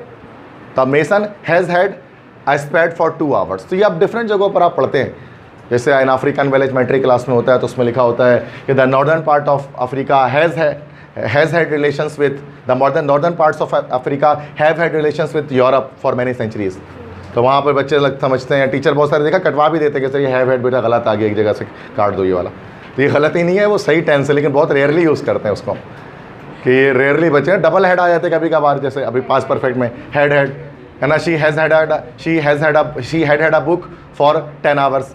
तो बच्चे समझते हैं एक बार हेड टाइपिंग मिस्टेक हो गई तो काट देते हैं वो यूँ करके, क्योंकि जहन में इतना दिखने में नहीं आता ना इस तरह का टेंस। तो कभी कभार ऐसा होता है, मैं बता रहा हूँ, लेकिन ये सही सेंटेंस है, क्लियर है। ये पहला यूजेज तो हर कोई जानता था, दूसरा यूजेज भी याद रखें। स्टेट या पोजीशन को भी बताते हैं, कोई एक्शन नहीं होगा जिसमें, और कौन सी स्टेट या पोजीशन जो पास्ट से लेकर अब तक मौजूद है किसी खास टाइम से। क्लियर, यहाँ पे present perfect. Have you want to write anything, कुछ लिखना है, किसी को भी लिखना है, आगे बढ़ो, मतलब है क्लियर है, परफेक्ट है, जो चीज़ लिखनी थी लिख चुके हो आप। ठीक है, आगे बढ़ते हैं। प्रेजेंट का लास्ट टेंस है present perfect continuous tense, simple tense है। प्रेजेंट परफेक्ट प्रोग्रेसिव भी कह सकते हैं, एक ऐसा एक्शन जो पास्ट में किसी खास टाइम से स्टार्ट हुआ और वो एक्शन प्रेजेंट में अब तक कंटिन्यू, अब तक जारी, अब तक हो रहा है, that is present perfect continuous tense. An action started in the past from a specific time and continue in the present. Past से स्टार्ट होकर अभी तक मौजूद है। मैं तुम्हें आधे घंटे से पढ़ा रहा हूँ, आधे घंटे पहले काम शुरू हुआ, अब तक हो रहा है। I have been teaching you for half an hour. इस तरह के सेंटेंसेस जो हैं वो प्रेजेंट परफेक्ट कंटिन्यूअस होते हैं। अफर्मेटिव में फॉर्मूला क्या है इसका, मेन हेल्पिंग वर्ब इसमें क्या लगती है, हैज़ बीन, हैव बीन और वर्ब की आईएनजी फॉर्म, और इसमें लाजमी क्या आता है, सिंस फॉर के साथ टाइम आ रहा होता है, सिंस फॉर आता है उसके साथ टाइम एंड में आता है। नेगेटिव के लिए हैज़ नॉट बीन, हैव और हैव नॉट बीन इस तरह कर लेते हैं। हेल्पिंग वर्ब है जिसके साथ हैज़ लगाते हैं उसी के साथ हैज़ बीन लगाते हैं, जिसके साथ हैव लगता है उसी के साथ हैव बीन लग रहा होता है। तो हैज़ हैव का इस्तेमाल लगे तो हैज़ बीन का भी वही होता है यूजेज। अच्छा, अब इसमें सिंस कहाँ लगाते हैं, फॉर कहाँ लगाते हैं, इसके लिए मैंने छोटा सा एक जो यहाँ पर चार्ट एक ड्रॉ किया है, ठीक है, ताकि जिन बच्चों को नहीं पता है वो आप इसको जान लें। सिंस लगाते हैं पॉइंट ऑफ टाइम के साथ, फॉर लगाते हैं पीरियड ऑफ टाइम के साथ। Point of time and period of time, what is the difference between this two. Point of time से मुराद के एक्शन के स्टार्टिंग पॉइंट ही आपको बताएगा। अगर आपको एक्शन के स्टार्टिंग पॉइंट पता लग रहा है, किस पॉइंट से एक्शन शुरू हुआ है, तो सिंस है। और अगर आपको ये पता लग रहा है कि एक्शन कितनी देर से हो रहा है, ड्यूरेशन अगर पता लगना शुरू हो जाए आपको, तो देन इट इज़ फॉर लगेगा। मिसाल के तौर पे मैं 10 बजे से पढ़ा रहा हूँ, मैं 10 बजे से पढ़ा रहा हूँ, तो कितने देर से पढ़ा रहा हूँ कि ये पता लग रहा है इसमें, नहीं, सिर्फ स्टार्टिंग पॉइंट पता है। 10 बजे काम शुरू तो किया मैंने, लेकिन कितनी देर से काम हो रहा है ये नहीं पता। अब बोलोगे सर अभी टाइम क्या हो रहा है, अभी इतना बज रहा है तो इतने घंटे से, घड़ी नहीं देख के बताना, जुमला बताया आपको। घड़ी देखो तो सभी का टाइम बता दोगे तुम, ड्यूरेशन। घड़ी देखे बिना सेंटेंस तो नहीं बताना ना आपको। अब अगर ये सेंटेंस आ जाए मैं तुम्हें 6 घंटे से पढ़ा रहा हूँ, दैट इज़ के ये फॉर लग जाएगा ड्यूरेशन। एक तरीका इसको याद करने का एक और ये है कि आप यूनिट्स ऑफ टाइम के लिहाज से आप इसको याद रख लें। देखो फॉर को याद करना ज़्यादा आसान है, स्मॉलेस्ट यूनिट से लेकर बिगेस्ट यूनिट ऑफ टाइम की तरफ चले जाए, सबके साथ फॉर लगता है। मिसाल के तौर पे सबसे छोटी यूनिट जो हम कहते हैं टाइम की वो सेकंड है, सेकंड्स के साथ फॉर लगेगा। सेकंड्स के बाद सेकंड से बड़ी यूनिट मिनट्स के साथ फॉर लगेगा, देन आवर्स के साथ फॉर लगेगा, आवर्स से बड़ी यूनिट डे के साथ फॉर लगेगा, डे से बड़ी यूनिट वीक के साथ फॉर लगेगा, वीक से बड़ी यूनिट मंथ के साथ वो वीक्स मंथ्स के साथ फॉर लगेगा, मंथ से बड़ी यूनिट ईयर के साथ ईयर से बड़ी यूनिट डिकेड, डिकेड मतलब दिहाई 10 साल, उसके साथ फॉर लगेगा। डिकेड से बड़ी यूनिट सेंचुरी, सेंचुरी के साथ फॉर लगेगा। सेंचुरी से बड़ी यूनिट मिलेनियम, मिलेनियम, मिलेनियम मतलब 1000 ईयर्स, 1000 साल को मिलेनियम कहा जाता है, बट उतना ज़रूरी नहीं है। अच्छा, अब इसमें यहाँ पर अगर आप देखें तो ये सारे इस सब के साथ फॉर लगता है स्टार्ट टू एंड। सेकंड से याद करते हुए यूनिट बढ़ाते जाओ, सेंचुरी तक पहुँच जाओ, सबके साथ फॉर। अब जिसके साथ फॉर नहीं लगता उसके साथ सिंस लगा लेना, सिंपल सी चीज़ है। तो फॉर का इस्तेमाल ज़्यादा ईजिली समझ में आ जाता है, जो कि रट्टा आराम से लग जाता है, ट्रिक है उसकी पूरी स्टार्ट टू एंड। अब यहाँ पर अगर आप इसको देखो बच्चे तो इधर पे, अच्छा एक बच्चे बड़ी गलती पता है क्या करते हैं, डेज के साथ, अच्छा मैंने बताया कि मंथ्स के साथ फॉर लगाते हैं, तो वो जून के साथ भी फॉर लगा लेते हैं। जून भी तो महीना है, मैं तुम्हें जून से पढ़ा रहा हूँ, I have been teaching you for June. Sir आप भी तो बोले सर मंथ्स के साथ, मंथ्स ही लिखा हुआ आना चाहिए, महीनों से। मैं तुम्हें 8 महीनों से पढ़ा रहा हूँ, वो 2 घंटे से क्रिकेट खेल रहा है, मतलब पूरा लिखा हुआ ये होना चाहिए मंथ। अगर जून जुलाई आ गया तो फिर वो मंथ तो नहीं हुआ ना, मंथ का नाम हो गया, वो महीना होना चाहिए, स्पेसिफाई नहीं करना है उसको। ठीक है, बात समझ में आ रही है? इस तरह से उसको समझना है कि स्पेसिफिक करके आप उसको आगे ना बढ़ें। अब इस तरह से जब हम जाए पॉइंट ऑफ टाइम की बात करें तो since morning, since 5 o'clock, since Sunday, since June, since 1991, मतलब हर ईयर को, मंथ को, सबको स्पेसिफाई कर दे रहे हैं, स्पेसिफिक एक नाम दे दे रहे हैं। सिंस चाइल्डहुड, बचपन के लिए भी सिंस लगाते हैं, सिंस चाइल्डहुड। अच्छा, सिंस लास्ट 10 मिनट्स, इन सब के साथ अगर लास्ट आ जाए, गुज़िश्ता आ जाए तो भी सिंस लगाते हैं। मैं तुम्हें गुज़िश्ता 2 घंटे से पढ़ा रहा हूँ, I have been teaching you since last 2 hours. अब फॉर लास्ट 2 आवर्स नहीं होगा, अगर लास्ट आ जाए, गुज़िश्ता आ जाए तो फिर सिंस लगता है। ठीक है, सिंस समर, सिंस विंटर, ये हो सकता है। अच्छा, ये मैंने क्या बताया यहाँ पर, सिंस प्लस पास्ट सिंपल। कभी कभार बड़े जुमलों के अंदर क्या होता है, सिंस के साथ पूरा पास्ट सिंपल का एक क्लॉज आ जाता है, जैसे वो जब से पैदा हुआ तब से ही पागल है, तो he has been mad since he was born. वो जब से यहाँ आई है तब से रो रही है, वो जब से यहाँ आई तब से रो रही है। She has been weeping since she came here. तो पूरा जुमला भी आ जाते हैं सिंस के साथ कभी कभी, ज़रूरी नहीं है कि टुडे, टुमारो, फॉरएवर ये सब आता रहे, या वीक, मंथ, आवर आए। बचपन में तो पढ़ा है, बाकी सेंटेंस भी आ सकता है, बाकी ये चीज़ है। ये सिंस और फॉर का एक इस्तेमाल है परफेक्ट, ये आपको याद रहना चाहिए परफेक्शन के साथ, सिंस कहाँ और फॉर कहाँ यूज़ करते हैं। My mother has been washing dishes since morning, तो सिंस लग गया, मॉर्निंग आया तो। Ali has been disturbing me for 2 hours, तो फॉर देख लें कहाँ लगा, 2 आवर्स के साथ। I have been teaching you since last 30 minutes, 30 minutes आया तो फॉर नहीं लगा, जो लास्ट आ गया तो सिंस आ जाएगा। She has been suffering from fever since childhood, childhood से पहले सिंस आता है। Faisal has been doing hanky panky, hanky panky मतलब उल्टी सीधी हरकतें, तो फैसल हैज़ बीन आया है तब से उल्टी पुल्टी हरकतें कर रहा है। ठीक है, hanky panky. How long have you been waiting for me, अच्छा क्वेश्चन भी बन सकता है हाउ लॉन्ग के तरीके से। हाउ लॉन्ग का मतलब होता है कब से, how long. How long have you been waiting for me, इसमें सिंस फॉर नहीं आता, इसमें सवाल ही पूछा जा रहा होता है कि काम कब से हो रहा है। How long have you been waiting for me, तुम कब से मेरा इंतजार कर रहे हो, तो फिर उसके जवाब में आप कहेंगे कि I have been waiting for you since 2 o'clock, या कोई भी जवाब में आप सिंस फॉर लगाएंगे। लेकिन अगर हाउ लॉन्ग से सवाल शुरू होता है तो फिर इसमें सिंस फॉर नहीं आएगा, क्योंकि उसी सिंस फॉर के बारे में तो सवाल किया जा रहा है, काम कब से हो रहा है, ड्यूरेशन या पॉइंट पूछ रहे हैं आपसे। हाउ लॉन्ग मतलब कब से, कितनी देर से। क्लियर है? प्रेजेंट परफेक्ट कंटिन्यूअस टेंस, काम पास्ट में किसी खास वक्त से स्टार्ट हुआ और अब तक काम कंटिन्यू, अब तक जारी, अब तक हो रहा। Any question right now? Clear? Present के चारों टेंस क्लियर है, परफेक्ट है। सिंपल ही चीज़ें बताइए, मैं बहुत डिटेल में नहीं जा रहा हूँ, इतना कि एप्टीट्यूड में आपको आगे जाकर sentence formation, sentence correction, spotting errors में आपको मदद दे। क्योंकि पिछला जो टेस्ट जीटी लिया था मैंने, तो मैंने पहले ही बताया था कि आप नहीं कर सकते उसके इंग्लिश को इतने आराम से, क्योंकि पहले तो आप बेस पूरी तरह से बनाओ तभी स्पॉटिंग एरर हो पाएगा, वरना समझ ही में नहीं आ रहा था ABCD में से एरर क्या आई या नो एरर है। सभी को लग रहा होगा नो एरर ही कोई नहीं उसके अंदर, तो आसानी मतलब मुश्किल ऐसा लगता है। वजह ये होता है कि हम बेसिक चीज़ों को पहले हम नहीं डिस्कस करते हैं। तो फर्स्ट ऑफ ऑल बेसिक चीज़ें हैं उसको समझें। पास्ट का पहला टेंस आएगा, पास्ट सिंपल टेंस। ठीक है, सिंपल टेंस यार 3 चीज़ें बताता है। बच्चे बोलो। पास्ट परफेक्ट तो मैंने पढ़ा ही नहीं है। अच्छा, हाँ इससे पहले लगाऊंगा, थोड़ा सिस्टम स्लो है। बोलो लो। हाँ समझ गया मैं, अब आया। हाँ बोलो। नहीं शो करता है, कहाँ शो किया?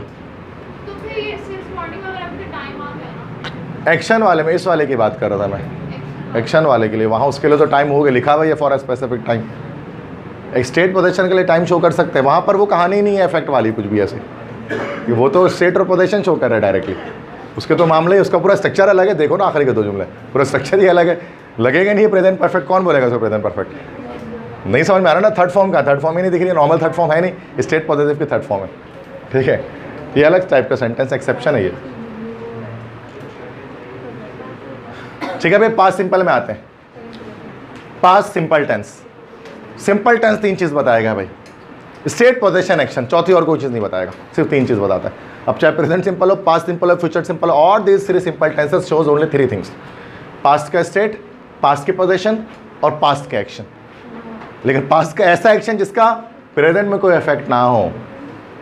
अगर इफेक्ट हो गया प्रेजेंट में तो प्रेजेंट परफेक्ट बन गया, है ना। आई हैव ड्रंक वाटर और I drank water, you should know the difference between these two, है ना। आई हैव ड्रंक वाटर मतलब अब मुझे प्यास नहीं लगनी चाहिए इस वक्त, क्योंकि काम जो एक्शन हुआ माजी में उसका इफेक्ट अब तक मौजूद है। आई ड्रैंक वाटर, मैंने पानी पिया, अब मुझे प्यास लगनी चाहिए लाजमी, क्योंकि जो भी एक्शन था उसका इफेक्ट खत्म हो गया। समझ गए? मैं पानी पी चुका हूँ और मैंने पानी पिया, इस दोनों में क्या फ़र्क है? आई हैव ड्रंक वाटर में भी पानी मैंने पहले ही पिया, माजी में पिया, और आई ड्रैंक वाटर में भी पानी मैंने माजी में पिया। फ़र्क सिर्फ इतना है कि एक में इफेक्ट मौजूद है प्रेजेंट में और एक में नहीं है, वरना बड़े गड़बड़ाने वाला टेंस है ये दोनों। बच्चा समझा नहीं पाता है, परेशान हो जाते हैं बच्चे खुद ही। सोचा ना कि भाई बताओ I have drunk water, I drank water में क्या फ़र्क है, बच्चा खुद टेंशन में आता है कि सर ये तो बात तो वाकई एक ही हो रही है, मैंने पानी पिया माजी में पिया। बच्चों सर अभी प्रेजेंट में कंटिन्यू बिल्कुल करीब में पिया, तो टाइम तो मेंशन है नहीं कि लगा लिखा हुआ उसमें कि मैंने थोड़ी देर पहले ही पानी पिया। बोलते हैं ना कि सर जो बहुत पहले हुआ वो पास्ट सिंपल और जो थोड़ा सा पहले हुआ प्रेजेंट परफेक्ट। ये फालतू की डेफिनेशन है, ऐसी कोई डेफिनेशन नहीं होती। तो ये कौन सा तरीका है? मैं बोलता हूँ ना 10 साल पहले भी कोई काम हुआ प्रेजेंट परफेक्ट में बन सकता है। जैसे कि अगर मैं कहता आई हैव ब्रोकन माई हैंड, अगर मेरे हाथ टूट जाए और हाथ में 6 महीने तक जो है वो अगर प्लास्टर लगा रहे, प्लास्टर 6 महीने तक लगा, तो 6 महीने तक मैं ये बोल सकता हूँ I have broken my hand, क्योंकि 6 महीने तक उसका इफेक्ट है हाथ में मेरे। तो ये कैसे कह सकते हैं कि भाई जो 10 मिनट पहले काम खत्म हुआ, जो 5 मिनट पहले खत्म हुआ, ऐसी कोई बात नहीं। ठीक है, तो पास्ट सिंपल टेंस बताता है कैसे पास्ट एक्शन को जिसका प्रेजेंट में इफेक्ट मौजूद नहीं है, या फिर ये किसी पास्ट के रिपीटेड एक्शन को बताते हैं। देखो ये पास्ट का एक सिंगल एक्शन है या पास्ट के रिपीटेड एक्शन है। मतलब कैसे, अगर मैं टाइमलाइन से शो करूँ उसको, टाइमलाइन के मुताबिक एक पास्ट में एक्शन एक बार हुआ, जैसे आई वेंट टू स्कूल, मैं स्कूल गया, एक बार ही एक्शन हुआ।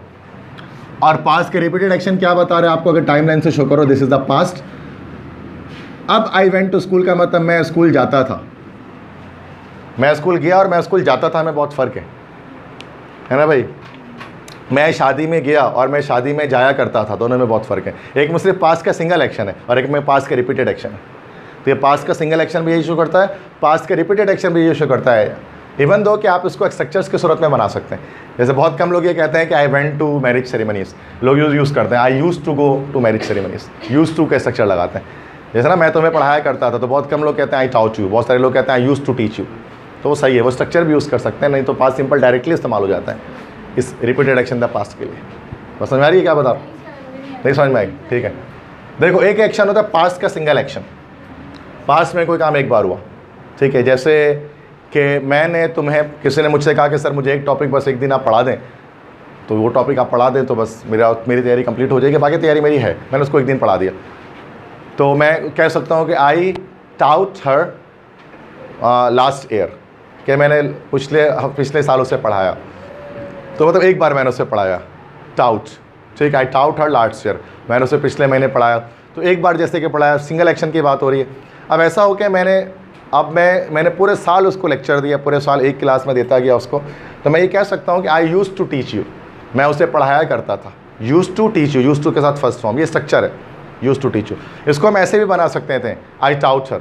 आई टाउट हर के मतलब 2 मायने हो गए, मैंने उसे पढ़ाया या मैं उसे पढ़ाता था, दोनों क्लियर हो सकते हैं। बस समझ आ रही है? पास्ट का सिंगल एक्शन और पास्ट का रिपीटेड एक्शन, पास्ट में एक बार एक्शन हुआ और पास्ट में कई बार होता गया। ठीक है, समझ में आ रही बात? वरना नॉर्मली इतना रेयर है ये, मैं फिर बताऊँ रेयर है। आपको ज़्यादा जहन में अच्छा क्या लगता है? यूज़ टू के साथ फर्स्ट फॉर्म। सारे बच्चे पाकिस्तान में ऐसे बनाते हैं यूज़ टू के साथ, आई यूज़ टू गो देयर, मैं वहाँ जाता था। हाँ ना, आई यूज़ टू टीच हिम, मैं उसे पढ़ाता था। आई यूज़ टू प्ले क्रिकेट, मैं क्रिकेट खेला करता था। यूज़ टू से बनाते हैं ज़्यादातर, स्ट्रक्चर होता है इंग्लिश का। अफर्मेटिव नेगेटिव में याद रखें सिंपल टेंस है प्रेजेंट पास्ट सिंपल टेंस, जिसमें वर्ब की सेकंड फॉर्म लगती है। It is the only tense. सिर्फ वाइट टेंस है जिसमें वर्ब की सेकंड फॉर्म आती है, बाकी 12 में से किसी टेंस में सेकंड फॉर्म नहीं आती है। पास्ट फॉर्म सिर्फ पास्ट सिंपल में लगती है। नेगेटिव में क्या करेंगे, डिड नॉट के साथ फर्स्ट फॉर्म आप यूज़ कर लेंगे, सेकंड फॉर्म को फर्स्ट फॉर्म में कन्वर्ट कर देंगे।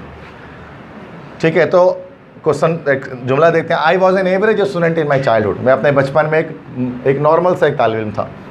तो ये स्टेट एक्शन है कि पोजीशन है? स्टेट है, पास्ट की स्टेट है, वॉज लगा हुआ है दिख रहा है, स्टेट वर्ब सेकंड फॉर्म लगी हुई है। Aladdin had a magic lamp या मैजिकल लैम्प, अलादीन के पास एक जादुई चिराग था, पोजीशन है, हेड लगा हुआ है सेकंड फॉर्म। इसको पास्ट परफेक्ट तो नहीं समझोगे ना तुम लोग।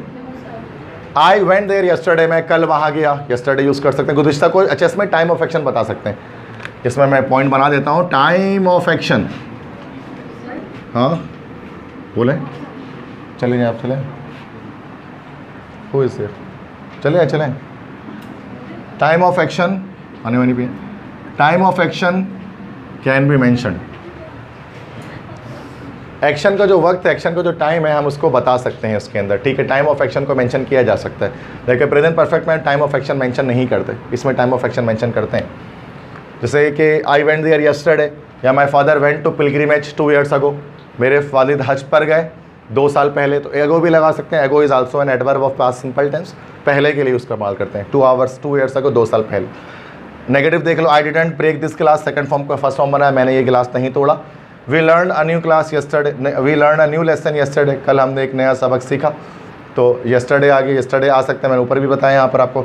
आई went to my uncles from daily, मैं अक्सर या मैं रोज़ाना अपने अंकल के घर जाया करता था। यहाँ पर ये जब एडवर्ब ऑफ फ्रीक्वेंसी आ जाए, एडवर्ब ऑफ फ्रीक्वेंसी आ जाए, डेली, यूजुअली, समटाइम्स, ऑफन, तो क्या होता है फिर ये वाला यूजेज होता है, repeated action in the past. मैं रोज़ाना वहाँ, मैं हमेशा वहाँ जाया करता था। आई वेंट देयर या आई ऑलवेज वेंट देयर। अगर एडवर्ब ऑफ फ्रीक्वेंसी आ जाए, एडवर्ब ऑफ फ्रीक्वेंसी से मुराद always, sometimes, never, hardly ever, ये सब आ जाए तो सूरत में ये हमेशा कौन सा होता है, पास्ट सिंपल टेंस का रिपीटेड एक्शन हमारे पास हो रहा होता है। क्लियर है बात समझ में आ गई? पास्ट सिंपल टेंस समझ में आया? एक ऐसा एक्शन जो माजी में हुआ उसका कोई इफेक्ट प्रेजेंट में मौजूद नहीं है। कुछ पूछना है? Anything you want to ask? Nothing to ask? Clear है? पास्ट सिंपल टेंस स्ट्रक्चर समझ में आ गया, सेकंड फॉर्म ऑब्जेक्ट। ठीक है, ये सारे एक्शन शो कर रहे हैं माजी में काम एक बार हुआ या पास्ट के स्टेट को, पास्ट के पोजीशन को। क्लियर है? परफेक्ट के कुछ पूछना है? जो मैंने यहाँ बताया उसके वाले से कुछ पूछना है? सही हो जाएगा पास्ट सिंपल अब। ठीक है, ट्रांसलेशन में नहीं कराना, ना आपको करवाऊंगा ना आपको करना है।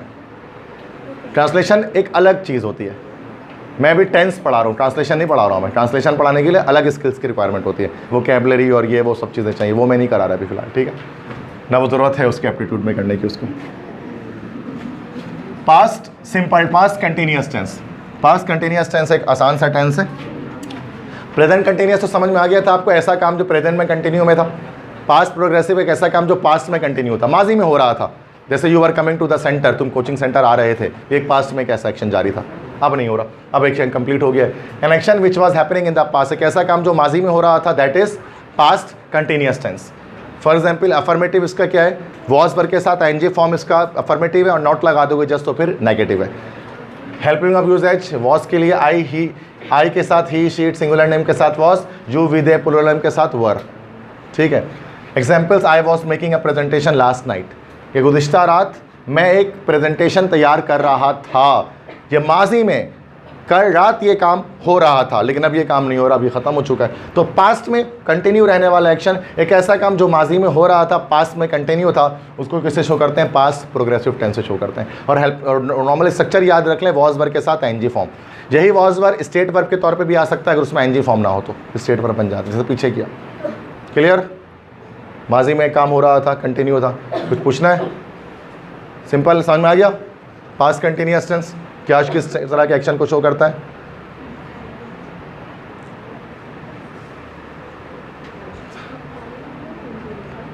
इसको बाहर भेजो। टेंस नंबर 7, टेंस नंबर 7 हमारे पास है, that is past perfect tense. Past perfect tense भी यूनिक है अपने, मतलब अपने स्ट्रक्चर के अकॉर्डिंग, ये बाकी तमाम टेंसेस से यूनिक है पास्ट परफेक्ट। अब बच्चे कहते हैं सर ऐसा काम जो माजी में मुकम्मल हो गया था, तो माजी में मुकम्मल होने वाला काम तो प्रेजेंट परफेक्ट भी है, पास्ट सिंपल भी है। मैं पानी पी चुका हूँ, काम माजी में हो गया। मैंने पानी पिया, इसमें भी काम माजी में हो गया। मैं पानी पी चुका था सर, ये वाला, तो ये भी तो काम माजी में हो गया। तो मैं पानी पी, मैं तीनों में एक एक्शन पास का ही शो हो रहा है, तीनों में एक ऐसा काम शो हो रहा है जो माजी में हुआ। सर वो लिखा हुआ अलग है ना, चुका है, और वो उसमें लिखा हुआ आखिरी में आ रहा है अलिफ, उसमें आ रहा है चुका था, इस वजह से अलग हो गया। तो सेंस तो एक ही बन रहा है ना, अगर दिमाग लगाओ तो सेंस तो एक ही। आप कैसे यूज़ करोगे ज़िंदगी में, रियल लाइफ में उसको, फिर फ़र्क तो होगा ना। कोई 3 टेंस बनाने की जरूरत क्या थी, वरना ग्रामेटिशियन कोई टेंस बना के छोड़ देते हैं।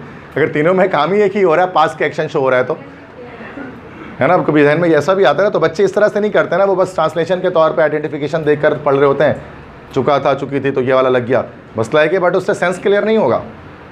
पास्ट परफेक्ट टेंस, ये डबल एक्शन टेंस है इंग्लिश लैंग्वेज का। 2 टेंस ऐसे जो डबल एक्शन है, past perfect, future perfect. Single action नहीं बनता कभी भी, डबल एक्शन बनता है।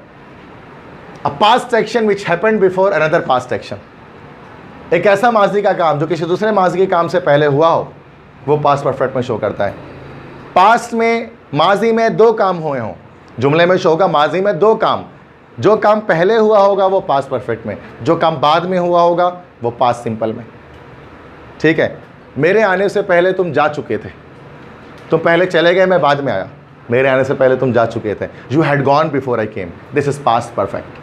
Double action, double tense use होता है, सिंगल टेंस से कभी नहीं बनेगा। पास्ट परफेक्ट हमेशा जोड़ी अपने साथ लगाते हैं पास्ट सिंपल की, दोनों।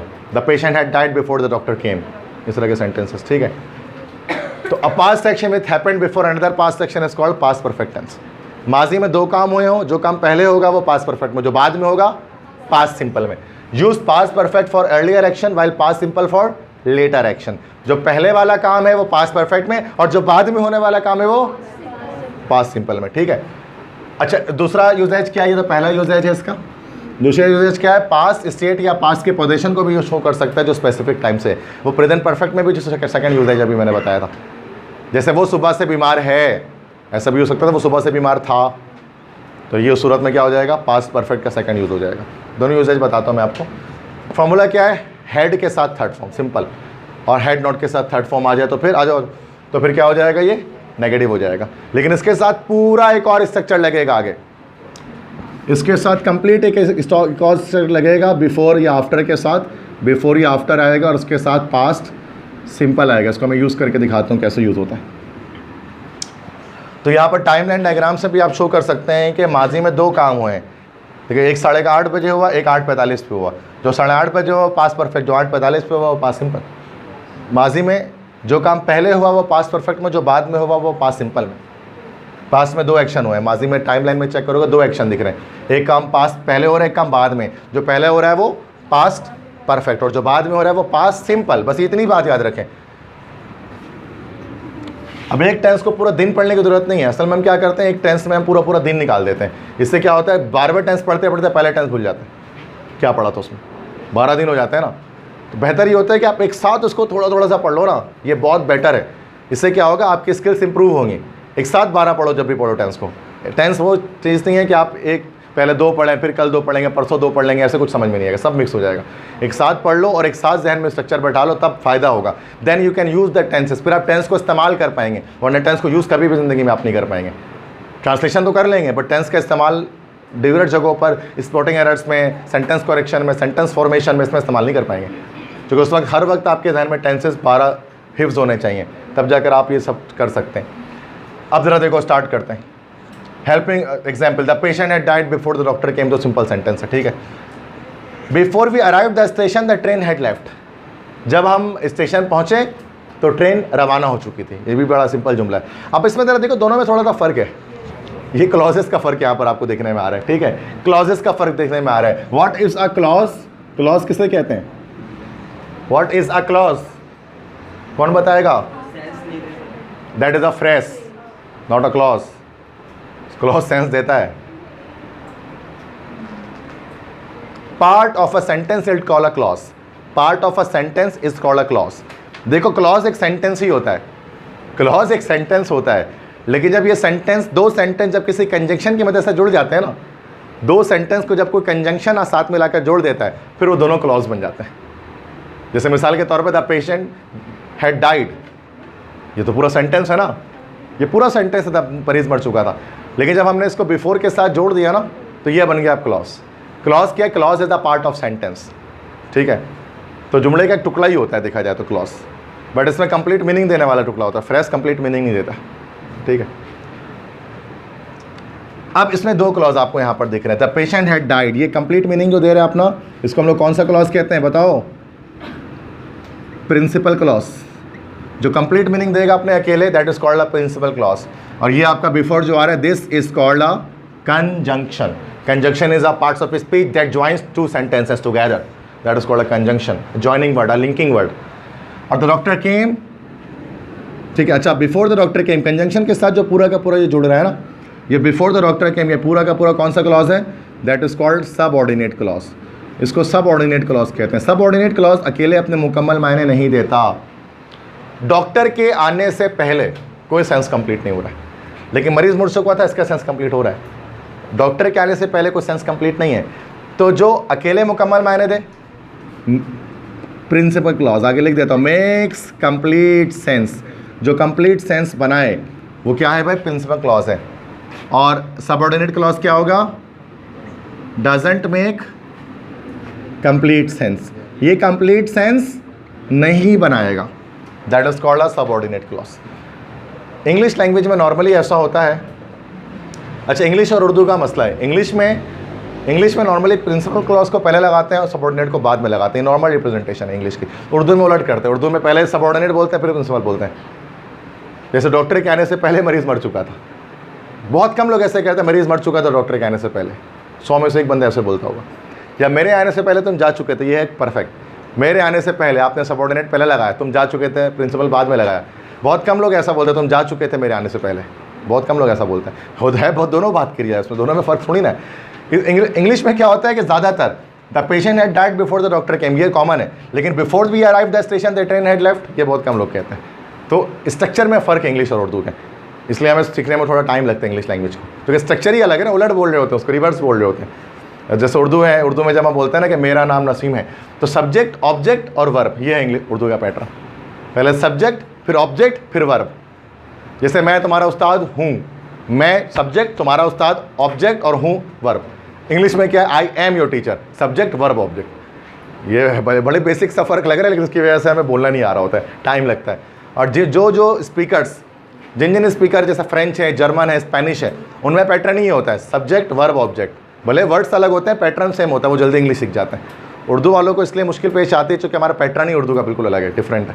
इंग्लिश को बिल्कुल फॉलो नहीं करता वो पैटर्न, इसी वजह से हमें टाइम लगता है सीखने में, ज़्यादा वक्त लग जाता है पैटर्न की वजह से, वरना कोई फ़र्क नहीं है। ये जर्मन आपसे जल्दी सीख लेगा इंग्लिश बहुत आराम से, उसका पैटर्न ही वही है, उससे थोड़ी सी मेहनत करनी होती है उसको, बस वर्ड सीखने हैं उसको, बाकी चीज़ें उसको आती हैं।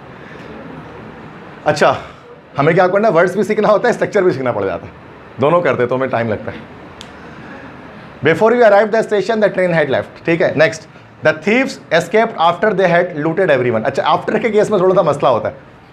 आफ्टर वाले केस में चुका था का मामला कुछ और हो जाता है, जैसे कि सबको लूटने के बाद चोर फरार हो चुके थे, तमाम लोगों को लूटने के बाद चोर फरार हो चुके थे। तो पहले काम क्या हुआ?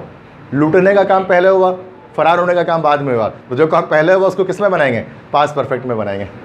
तो यहाँ चुके थे वाला जो है ना, जो वो बनेगा नहीं पास्ट परफेक्ट में, वो जो सबको लूटने के बाद ये बनेगा पास्ट परफेक्ट में। The thieves escaped after they had looted everyone. अब यहाँ उर्दू में फंस जाओगे तुम, उसका उर्दू क्या बनेगा कि सबको लूटने के बाद चोर फरार हो चुके थे। तो होना क्या चाहिए? द थीव्स हैड एस्केप्ड होना चाहिए ना, होता नहीं है, क्योंकि रूल क्या है? जो पहले होगा वो पास्ट परफेक्ट में, पहले तो ये काम हुआ ना। आफ्टर वाले की, आफ्टर जब आ जाता है ना आफ्टर, तो पहले वाला काम अलग हो जाता है। बिफोर और आफ्टर में फ़र्क है, पहले और बाद में, है ना भाई, समझ में आ रही है बात? तो the thieves escaped after they had looted everyone, या after they had looted everyone the thieves escaped. Clear है? समझ में आ रही है क्या फ़र्क है बिफोर और आफ्टर में? जब आफ्टर करते हैं तो उलट हो जाता है, रिवर्स हो जाता है पूरा पैटर्न। उर्दू में नहीं होता, इंग्लिश में हो जाता है पैटर्न रिवर्स पूरा, ठीक है। She had been an intelligent girl since childhood. अच्छा, ये पास्ट की स्टेट जो अब तक है, वो बचपन से एक ज़हीन लड़की है। तो हेड यहाँ पर क्या आया, हेल्पिंग वर्ब, और ये बीन क्या है यहाँ पर बताओ, स्टेट वर्ब की थर्ड फॉर्म आई बीन, जैसे प्रेजेंट परफेक्ट में आ रहा था। They had a nice home for 10 years, उनके पास 10 साल से एक अच्छा घर है। सही है, तो ये वाला हेड, पहला हेड क्या है, हेल्पिंग वर्ब, दूसरा हेड क्या है, पॉसेसिव वर्ब की थर्ड फॉर्म है। ये ऐसा नहीं बोला कि सर आपने 2 बार हेड लिख दिया, सर टाइपिंग की गलती हो गई। पास्ट कैसे हुआ, पास्ट ही हुआ, मतलब उसके पास माजी, उसके पास अच्छा घर है नहीं, घर था, उसके पास 10 साल से एक घर, अच्छा घर था, है बोल दिया मैंने तो गलत बोल दिया। अगर ये होगा ना उसके पास 10 साल से एक अच्छा घर है, तो that they have had a nice home हो जाएगा ना, फिर था घर, वो बचपन से एक ज़हीन लड़की थी, वो बचपन से एक ज़हीन लड़की थी और वो उसके पास 10 साल से एक अच्छा घर था, वो ऐसा होना है। समझ आ रहा है पास कैसे हुआ, उर्दू मैंने शायद वो प्रेजेंट में कह दिया इसकी, ठीक है। डबल हेड, अच्छा हेड स्क्वायर नहीं कर देना इसको, पता लगा हेड लगा के स्क्वायर लगा दिया उसको, तो ये दोनों हेड आ गया, कॉमन ले लें, ऐसा नहीं है इसमें। तो इसको हेड हेड पूरा अलग से लिखना, और लिखना है, ऐसा नहीं कि काट दिया सर ये लेक्चर में आपकी गलती थी, टाइपिंग मिस्टेक कर दिया आपने। तो चूँकि लेक्चर में खुद ही बनाता हूँ पूरा का पूरा, तो देख के सोच समझ के नॉर्मली बना रहा होता, गलती ना नहीं, कॉपी पेस्ट किया था तुम्हें पता है नहीं मेरी ज़्यादा खास, तो मैं पूरा, मैंने कल तो मैं टाइम लगा उसको बनाने में, चूँकि इस तरह से नहीं था, तो इसलिए एग्जाम्पल में मैंने देखा लेटेस्ट इसराइल सब इस तरह के डाले हुए, हमास वगैरह ये वो जो अभी करंट चल रहा है, वरना वो पुराने लेक्चर्स होते हैं ना, एग्जाम्पल पुरानी होती है उसमें, वो पुराने ज़माने में कुछ हुआ है तो वो ज़माने की बातें चल रही होती हैं, मुशर्रफ के दौर की, नवाज शरीफ के दौर की, तो थोड़ा सा फिर समझ में नहीं आता, लेटेस्ट एग्जाम्पल से ज़्यादा समझ में आता है। क्लियर होगी बात सारी, आफ्टर वाले दोबारा बताऊँ, चलो दोबारा से बताता हूँ। देखो past perfect tense double action को शो करेगा, पहली बात, 2 एक्शन सिंगल एक्शन में बना नहीं सकते उसको, तो ना बनेगा कभी भी। कौन सा एक्शन नहीं है ये दूसरा यूज़ है भाई, क्या हो गया, ये वाला यूज़ है, ये मैं ऊपर की यूज़ की बताऊँ, ठीक है, पहले यूज़ की बात कर रहा हूँ। एक्शन को शो करेगा तो हमेशा कौन सा एक्शन को शो करेगा, डबल एक्शन को। माजी में 2 काम होंगे, जो काम पहले होगा वो पास्ट परफेक्ट में, जो काम बाद में होगा वो पास्ट सिंपल में, और पहले के लिए बिफोर लगाएंगे पास्ट परफेक्ट में, यही पहले के लिए एगो लगाते हैं पास्ट सिंपल में। 10 साल पहले मेरे अब्बू हज पर गए, माई फादर वेंट टू हज 10 ईयर्स एगो। और अगर यहाँ पर आओ कि यहाँ पहले के लिए क्या लगा रहे हैं, बिफोर, तो बिफोर और एगो दोनों का मतलब पहले होता है, बट एगो फिक्स किया हुआ है किसके लिए, पास्ट सिंपल के लिए, और बिफोर किसके लिए फिक्स हुआ हुआ है, पास्ट परफेक्ट के लिए, दोनों का मतलब पहले, ठीक है। तो पास्ट में 2 एक्शन होंगे, पास्ट में 2 काम होंगे, ठीक है। पास्ट में जो काम पहले होगा, माजी में जो काम पहले होगा वो किस में बनेगा, पास्ट परफेक्ट में, और जो बाद में होगा वो किस में बनेगा, पास्ट सिंपल में। अब डॉक्टर के आने से पहले मरीज़ मर चुका था, तो मरीज़ मर चुका था, ये पहले हुआ, ठीक है, तो इसको पास्ट परफेक्ट में बना दिया, डॉक्टर के आने से पहले उसको पास्ट सिंपल में बना दिया। नेक्स्ट, अगर जुमला ये आ जाता डॉक्टर के आने के बाद मरीज़ मरा था, डॉक्टर के आने के बाद मरीज़ मरा था, तो ये डबल एक्शन पास्ट के हैं। अब पहले काम किसका हुआ, डॉक्टर पहले आया, मरीज़ बाद में मरा, है ना। तो the doctor came after the patient had died, या after the patient had died comma the doctor came, बात समझ में आ गई। तो ये जब भी हम करेंगे तो जो पास्ट पहले होगा ना जो एक्शन, उसको हमेशा पास्ट परफेक्ट में बनाएंगे। द डॉक्टर हैड कम्स, गलत बात फिर से, the doctor had come after the patient died, the doctor had come after the patient died, या after the patient had comma the doctor had come, had come, come came, come, third form come होती है। Clear है, समझ में आ गई बात। देखें, डॉक्टर के आने के बाद मरीज़ मरा था ना, पहले का क्या काम हुआ, पहले डॉक्टर आया फिर मरीज़ मरा, जो काम पहले होगा वो पास्ट परफेक्ट में, जो काम पहले होगा वो पास्ट परफेक्ट में, ठीक है ना। तो अब इस सूरत में क्या यहाँ पर स्ट्रक्चर बनेगा कि देखो पहले पास्ट परफेक्ट लगता है, फिर बिफोर या आफ्टर, फिर पास्ट सिंपल, पहले पास्ट परफेक्ट लगेगा। The doctor had come after the patient died, ठीक है, after the patient died the doctor had कम, इस तरह से बनेगा। अब आप इसके सेंस में उर्दू में जाओगे ना तो समझ में नहीं आएगा फिर आपको, अब आप उसको उर्दू कन्वर्ट करो दिमाग में, उर्दू कन्वर्ट नहीं करना, मैं तो बताता रहा उर्दू में अलग स्ट्रक्चर बनता है, सही है। तो आफ्टर वाले केस इसलिए पढ़ाते नहीं, नॉर्मली बिफोर वाला ही हम लोग पढ़ा रहे होते हैं, वो समझ में आराम से आ जाता है, आफ्टर वाला बहुत कम पढ़ते हैं बच्चे उसको। अच्छा, पास्ट परफेक्ट प्रोग्रेस, जल्दी करते, टाइम ज़्यादा नहीं है।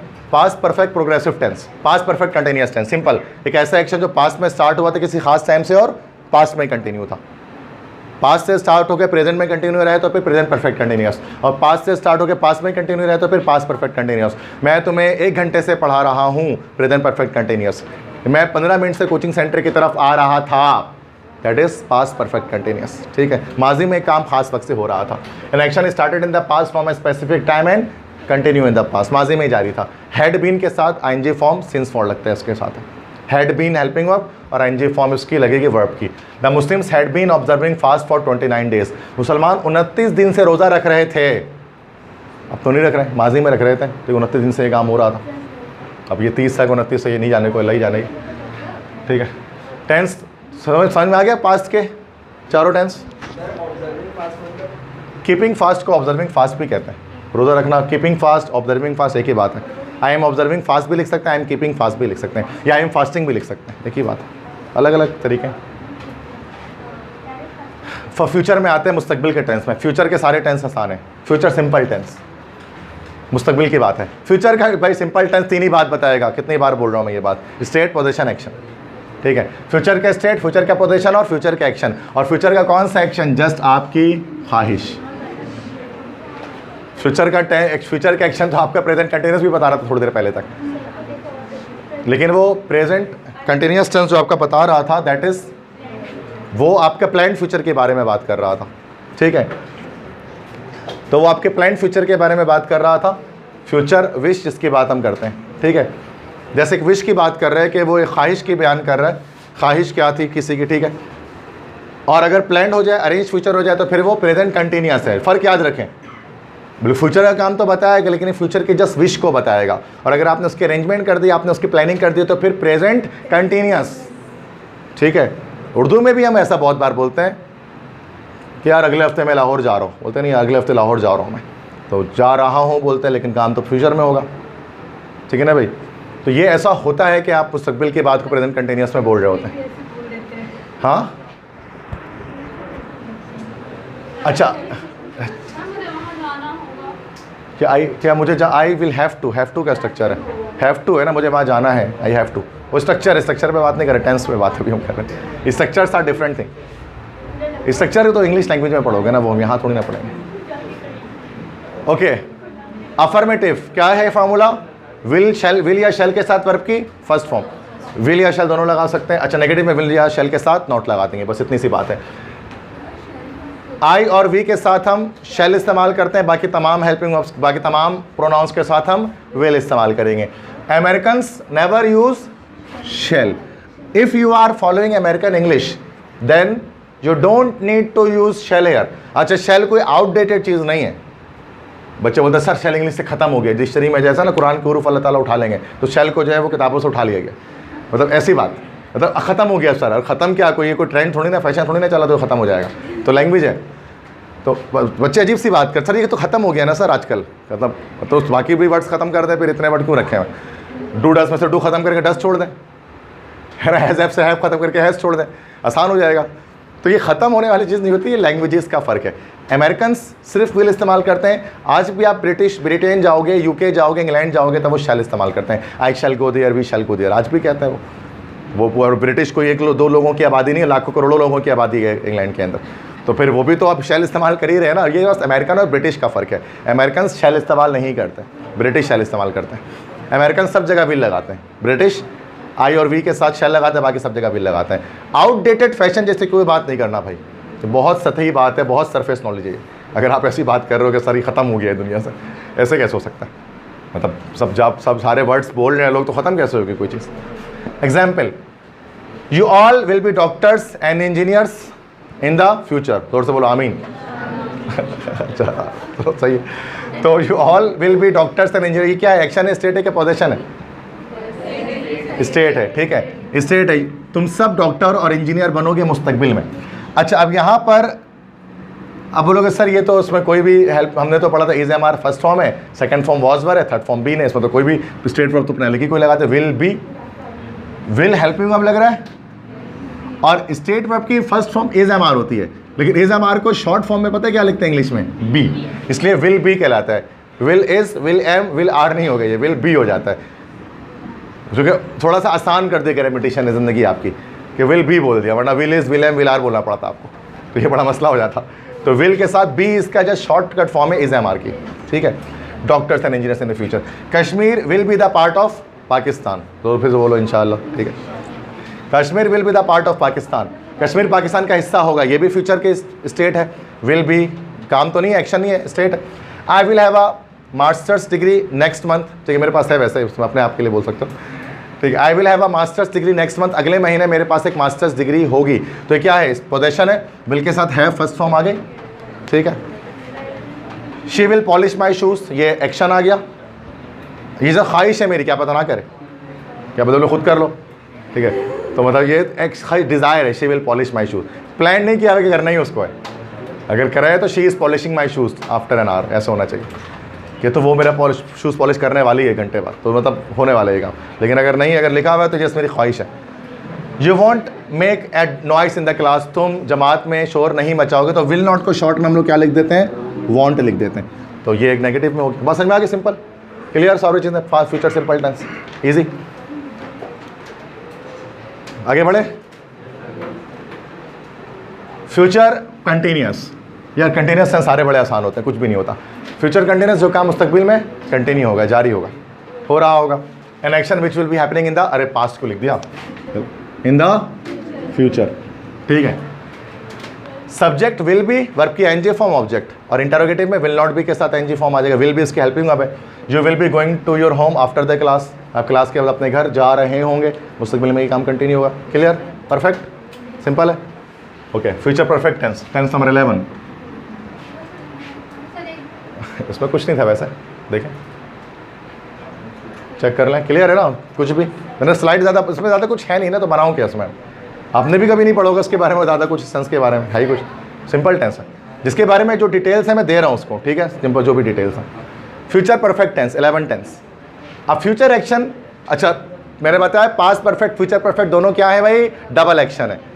मुस्तकबिल में दो काम होंगे, जो पहले होगा फ्यूचर परफेक्ट, जो बाद होगा फ्यूचर सिंपल, ठीक है, नॉट फ्यूचर सिंपल, जो बाद होगा प्रेजेंट सिंपल। पास्ट के साथ पास्ट का क्लॉज लगता है, फ्यूचर के साथ प्रेजेंट का क्लॉज लगता है। आप चाहे कंडीशनल सेंटेंस उठा लो, चाहे आप फ्यूचर परफेक्ट उठा लो, हमेशा पास्ट के साथ पास्ट का और प्रेजेंट के साथ जो है वो फ्यूचर का क्लॉज लग रहा होता है, या फ्यूचर के साथ प्रेजेंट का क्लॉज लग रहा होता है। तो use future perfect tense for earlier action and present simple tense for later action. Future state या फ्यूचर पोजीशन को भी बता सकते हैं। परफेक्ट टेंस आपको पता है डबल काम करते हैं ये, ठीक है। अफर्मेटिव विल हैव के साथ third form, will have helping verb इसका है, और नेगेटिव विल नॉट हैव के साथ थर्ड फॉर्म इसका हेल्पिंग, बाकी बिफोर आफ्टर जो आना होगा आ जाएगा। The patient will have died before the doctor comes, comes हुआ संख्या, कम्स क्यों हो रही है, प्रेजेंट सिंपल लगा हुआ है। मरीज के आने से पहले, सॉरी नहीं, मरीज को आएगा, डॉक्टर के आने से पहले मरीज मर चुका होगा। After the party will have finished the guest return their home, मतलब पार्टी खत्म होने के बाद मेहमान अपने घर को जा चुके होंगे। पहले कौन सा एक्शन होगा, पार्टी खत्म पहले होगी, ठीक है। तो after the party will have finished comma the guest return their home, पहला फ्यूचर आपने देखा कि किस में बना, फ्यूचर परफेक्ट में बना। फ्यूचर परफेक्ट में वो एक्शन बना जो पहले हो रहा है, और प्रेजेंट सिंपल में वो बना जो बाद में एक्शन हो रहा है, बस ये देखना है, ठीक है। She will have been a doctor since January, वो जनवरी से एक डॉक्टर होगी। फ्यूचर स्टेट विल हैव के साथ बीन कौन से स्टेट वर्ब के थर्ड फॉर्म आ रही है। I will have had a new car for 10 days, मेरे पास 10 दिन से एक नई गाड़ी होगी। विल हैव हैड, तो यहाँ पर हैड क्या आ गया, विल हैव हेल्पिंग और हैड पॉजिटिव वर्ब के थर्ड फॉर्म। क्लियर है, मतलब फ्यूचर के डबल एक्शन और फ्यूचर के स्टेट, फ्यूचर का पोजीशन जो स्पेसिफिक टाइम से मौजूद है। क्लियर है, पास्ट परफेक्ट, अगर पास्ट परफेक्ट समझ में आ गया ना, फ्यूचर परफेक्ट अच्छी समझ में आ जाएगा। दोनों में सेम है, डबल एक्शन है, उसमें माजी के दो एक्शन होते हैं, जिसमें फ्यूचर के दो एक्शन होते हैं। वही पहले और बाद का सीन वैसा ही है सब में। Clear, perfect. आगे बढ़े, आखिरी टेंस करें, लास्ट टेंस करें। सिंपल एक लाइन है भाई, फ्यूचर परफेक्ट कंटिन्यूअस टेंस। भाई प्रेजेंट परफेक्ट कंटिन्यूअस टेंस क्या शो करता है, एक ऐसा एक्शन जो पास्ट में स्टार्ट हुआ अब तक हो रहा है। पास्ट परफेक्ट कंटिन्यूअस टेंस एक ऐसा एक्शन जो माजी में शुरू हुआ और माजी में हो रहा था। फ्यूचर परफेक्ट कंटिन्यूअस टेंस ऐसा काम जो मुस्तकबिल में खास टाइम से स्टार्ट होकर मुस्तकबिल में हो रहा होगा। An action which will start in the future from a specific time and continue in the future, मुस्तकबिल में खास वक्त से शुरू होगा और मुस्तकबिल में ही हो रहा होगा। विल हैव बीन के साथ कह लें कि वर्ब की आईएनजी फॉर्म होती है, देन ऑब्जेक्ट होता है, ठीक है। विल हैव बीन उसकी हेल्पिंग वर्ब है, आईएनजी फॉर्म लगती है, सिंस फॉर टाइम लगता है। She will have been making sandwiches since 2 o'clock, वो 2 बजे से सैंडविच बना रही होगी। तो will have been helping verb आ गया, मेकिंग सैंडविचेस, उसके बाद सिंस आएगा 2 o'clock से पहले। क्लियर यहाँ पर चीज़ें, सारे टेंस क्लियर है ओवरऑल। तो अब हम इसमें थोड़ी सी अगर प्रैक्टिस 5 मिनट करना चाहें तो प्रैक्टिस कर लेते हैं। कुछ एक्सरसाइज है वो सॉल्व करता है, इस पर जो आपने समझा है हम देखते हैं कि कितना समझ गए हो। सब कर सकते हैं ना प्रैक्टिस, अब आसान एक्सरसाइज दी है। एमडी कैट के पास पेपर नहीं निकाला, पहले अपनी तरफ से एग्जांपल दे रहा हूँ, वही कराऊंगा, टाइम नहीं है। Most of the students in my class dash the interviews very interesting, जरा समझना है। फाउंड, फाइंड, फाइंड्स, फाउंड्स, बहुत सारे मेरी क्लास के बहुत सारे स्टूडेंट्स को इंटरव्यू जो है वो लगा बहुत इंटरेस्टिंग। अब या तो फाउंड होगा या तो फाउंड्स होगा, फाउंड ही होगा, जो कि फाउंड्स तो हो नहीं सकता, तो ए ऑप्शन यहाँ पर करेक्ट हो गया। पास्ट सिंपल टेंस हो गया। Ibrahim dash helping the poor for many years, has been हो जाएगा, सिंपल है बड़े, ठीक है, हर बच्चा इसमें जो है वो कम्युनिकेट कर सकता है आराम से। इफ़ यू वर्क हार्ड, अच्छा अरे यार ये वो है, ये हमारा कंडीशनल है, पढ़ाया नहीं है मैंने, वुड हैव पास था, छोड़ दो अब इसको। फोर्थ है we dash a letter every week, we have written, we write, we writes, we written, we write a letter every week, writes नहीं होगा चूंकि he she it and singular name के साथ ऐसे आता है। Would that I dash rich, would that I were rich, was rich नहीं होगा, इमेजिनरी सिचुएशन है, इमेजिनरी सिचुएशन के साथ वॉज नहीं वर लगाते हैं, सब्जेंटिव जिसको हम कहते हैं। क्लियर है? समझ में कैसे फिल किया मैंने इसको, इसमें एमसीक्यूज। नेक्स्ट छठा है what have you been dash all the morning, what you have been doing, चूंकि आप प्रेजेंट परफेक्ट कंटिन्यूअस का स्ट्रक्चर लगा हुआ तो डूइंग।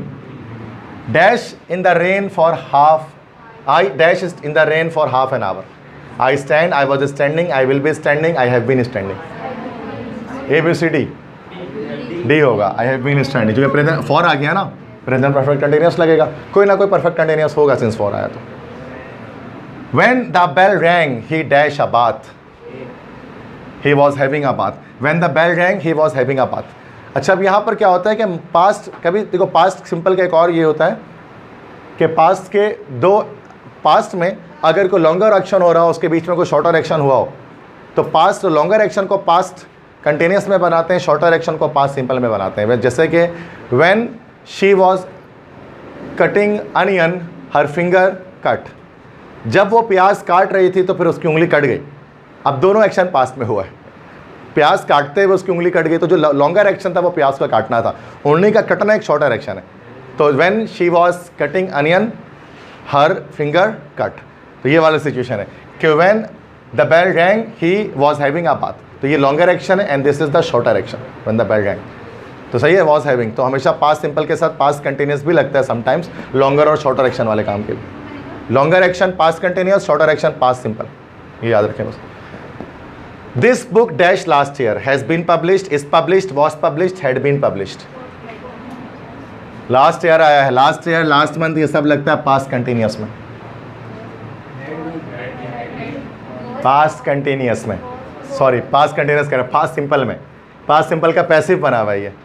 इस किताब को शाया किया गया गुज़िश्ता साल, तो पास्ट सिंपल का पैसिव क्या बनता है, सी बनेगा ना, वॉज पब्लिश्ड लास्ट ईयर, तो पैसिव की सूरत में बना। वैसे पैसिव पढ़ाया नहीं है बट आपको थोड़ा तो आइडिया होगा इसके बारे में। नहीं बिल्कुल दे रहा है, कैसे, एक minute, past had been published से मुराद तुम ये कह रहे हो कि पास्ट परफेक्ट का पैसिव बना हुआ है। पास्ट परफेक्ट कभी भी सिंगल एक्शन हो ही नहीं सकता, कि सिंगल एक्शन कैसे बना रहे हो तुम उसको, समझ रहे हो। We can not go out because it dash, अरे अल्लाह के बंदे, प्रेजेंट के साथ प्रेजेंट का क्लॉज लगता है। हम बाहर नहीं जा सकते चूंकि बारिश हो रही है, ये थोड़ा बोले हम बाहर नहीं जा सकते, बारिश हो रही थी, हो रही है ना, तो इट इज रेनिंग। क्या कर रहे हो तुम लोग यार, प्रेजेंट के साथ प्रेजेंट का क्लॉज लग सकता है। प्रेजेंट के साथ पास्ट को जोड़ना गुनाह कबीरा है, दुनिया का सबसे बड़ा गुनाह इंग्लिश में। प्रेजेंट के साथ तो पास्ट जोड़ दो, या पास्ट के साथ प्रेजेंट या फ्यूचर में से कोई जोड़ दो। पास्ट हमेशा पास्ट का क्लॉज लगाता है अपने साथ, इंग्लिश का एक बेसिक फंडामेंटल प्रिंसिपल है। और प्रेजेंट कभी भी पास्ट अपने साथ नहीं लगाया, कुछ भी हो जाए, क़यामत आ जाए, लेकिन प्रेजेंट पास्ट अपने साथ नहीं लगाएगा, ठीक है। पास्ट हमेशा पास्ट के साथ दोस्ती रखता है, और प्रेजेंट दोस्त वो दूसरे प्रेजेंट के साथ भी दोस्ती रख सकते हैं और फ्यूचर के साथ भी रख सकते हैं। ये सिंपल रूल है, उसको तो याद रखो कम से कम।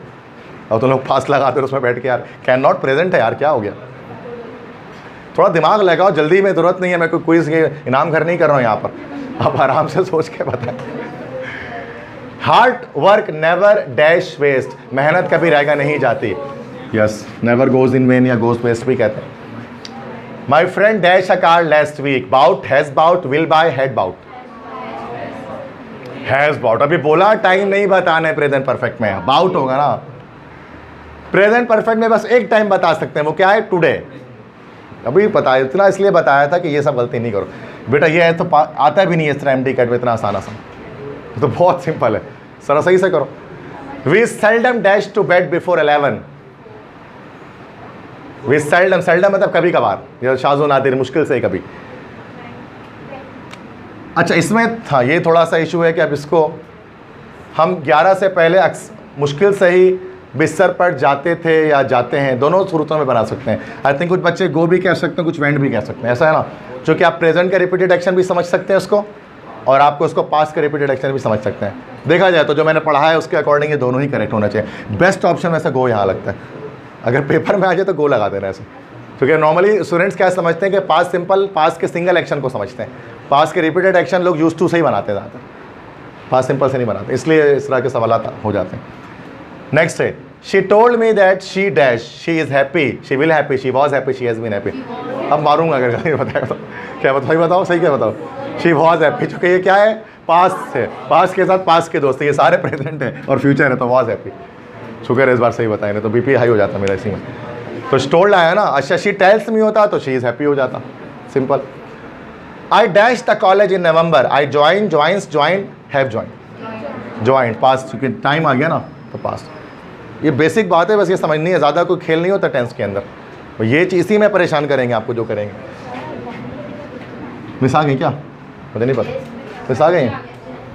चलो तो 15 भी एक सामने कर लेना, 15 काफ़ी है, बाकी नेक्स्ट टाइम करेंगे। समझ में आ गए टेंसेस सारे, बाकी स्लाइड्स वगैरह सेम वही चीज़ें मैं शेयर करूँगा व्हाट्सएप पर, वीडियो लेक्चर कंप्लीट शेयर कर दूँगा।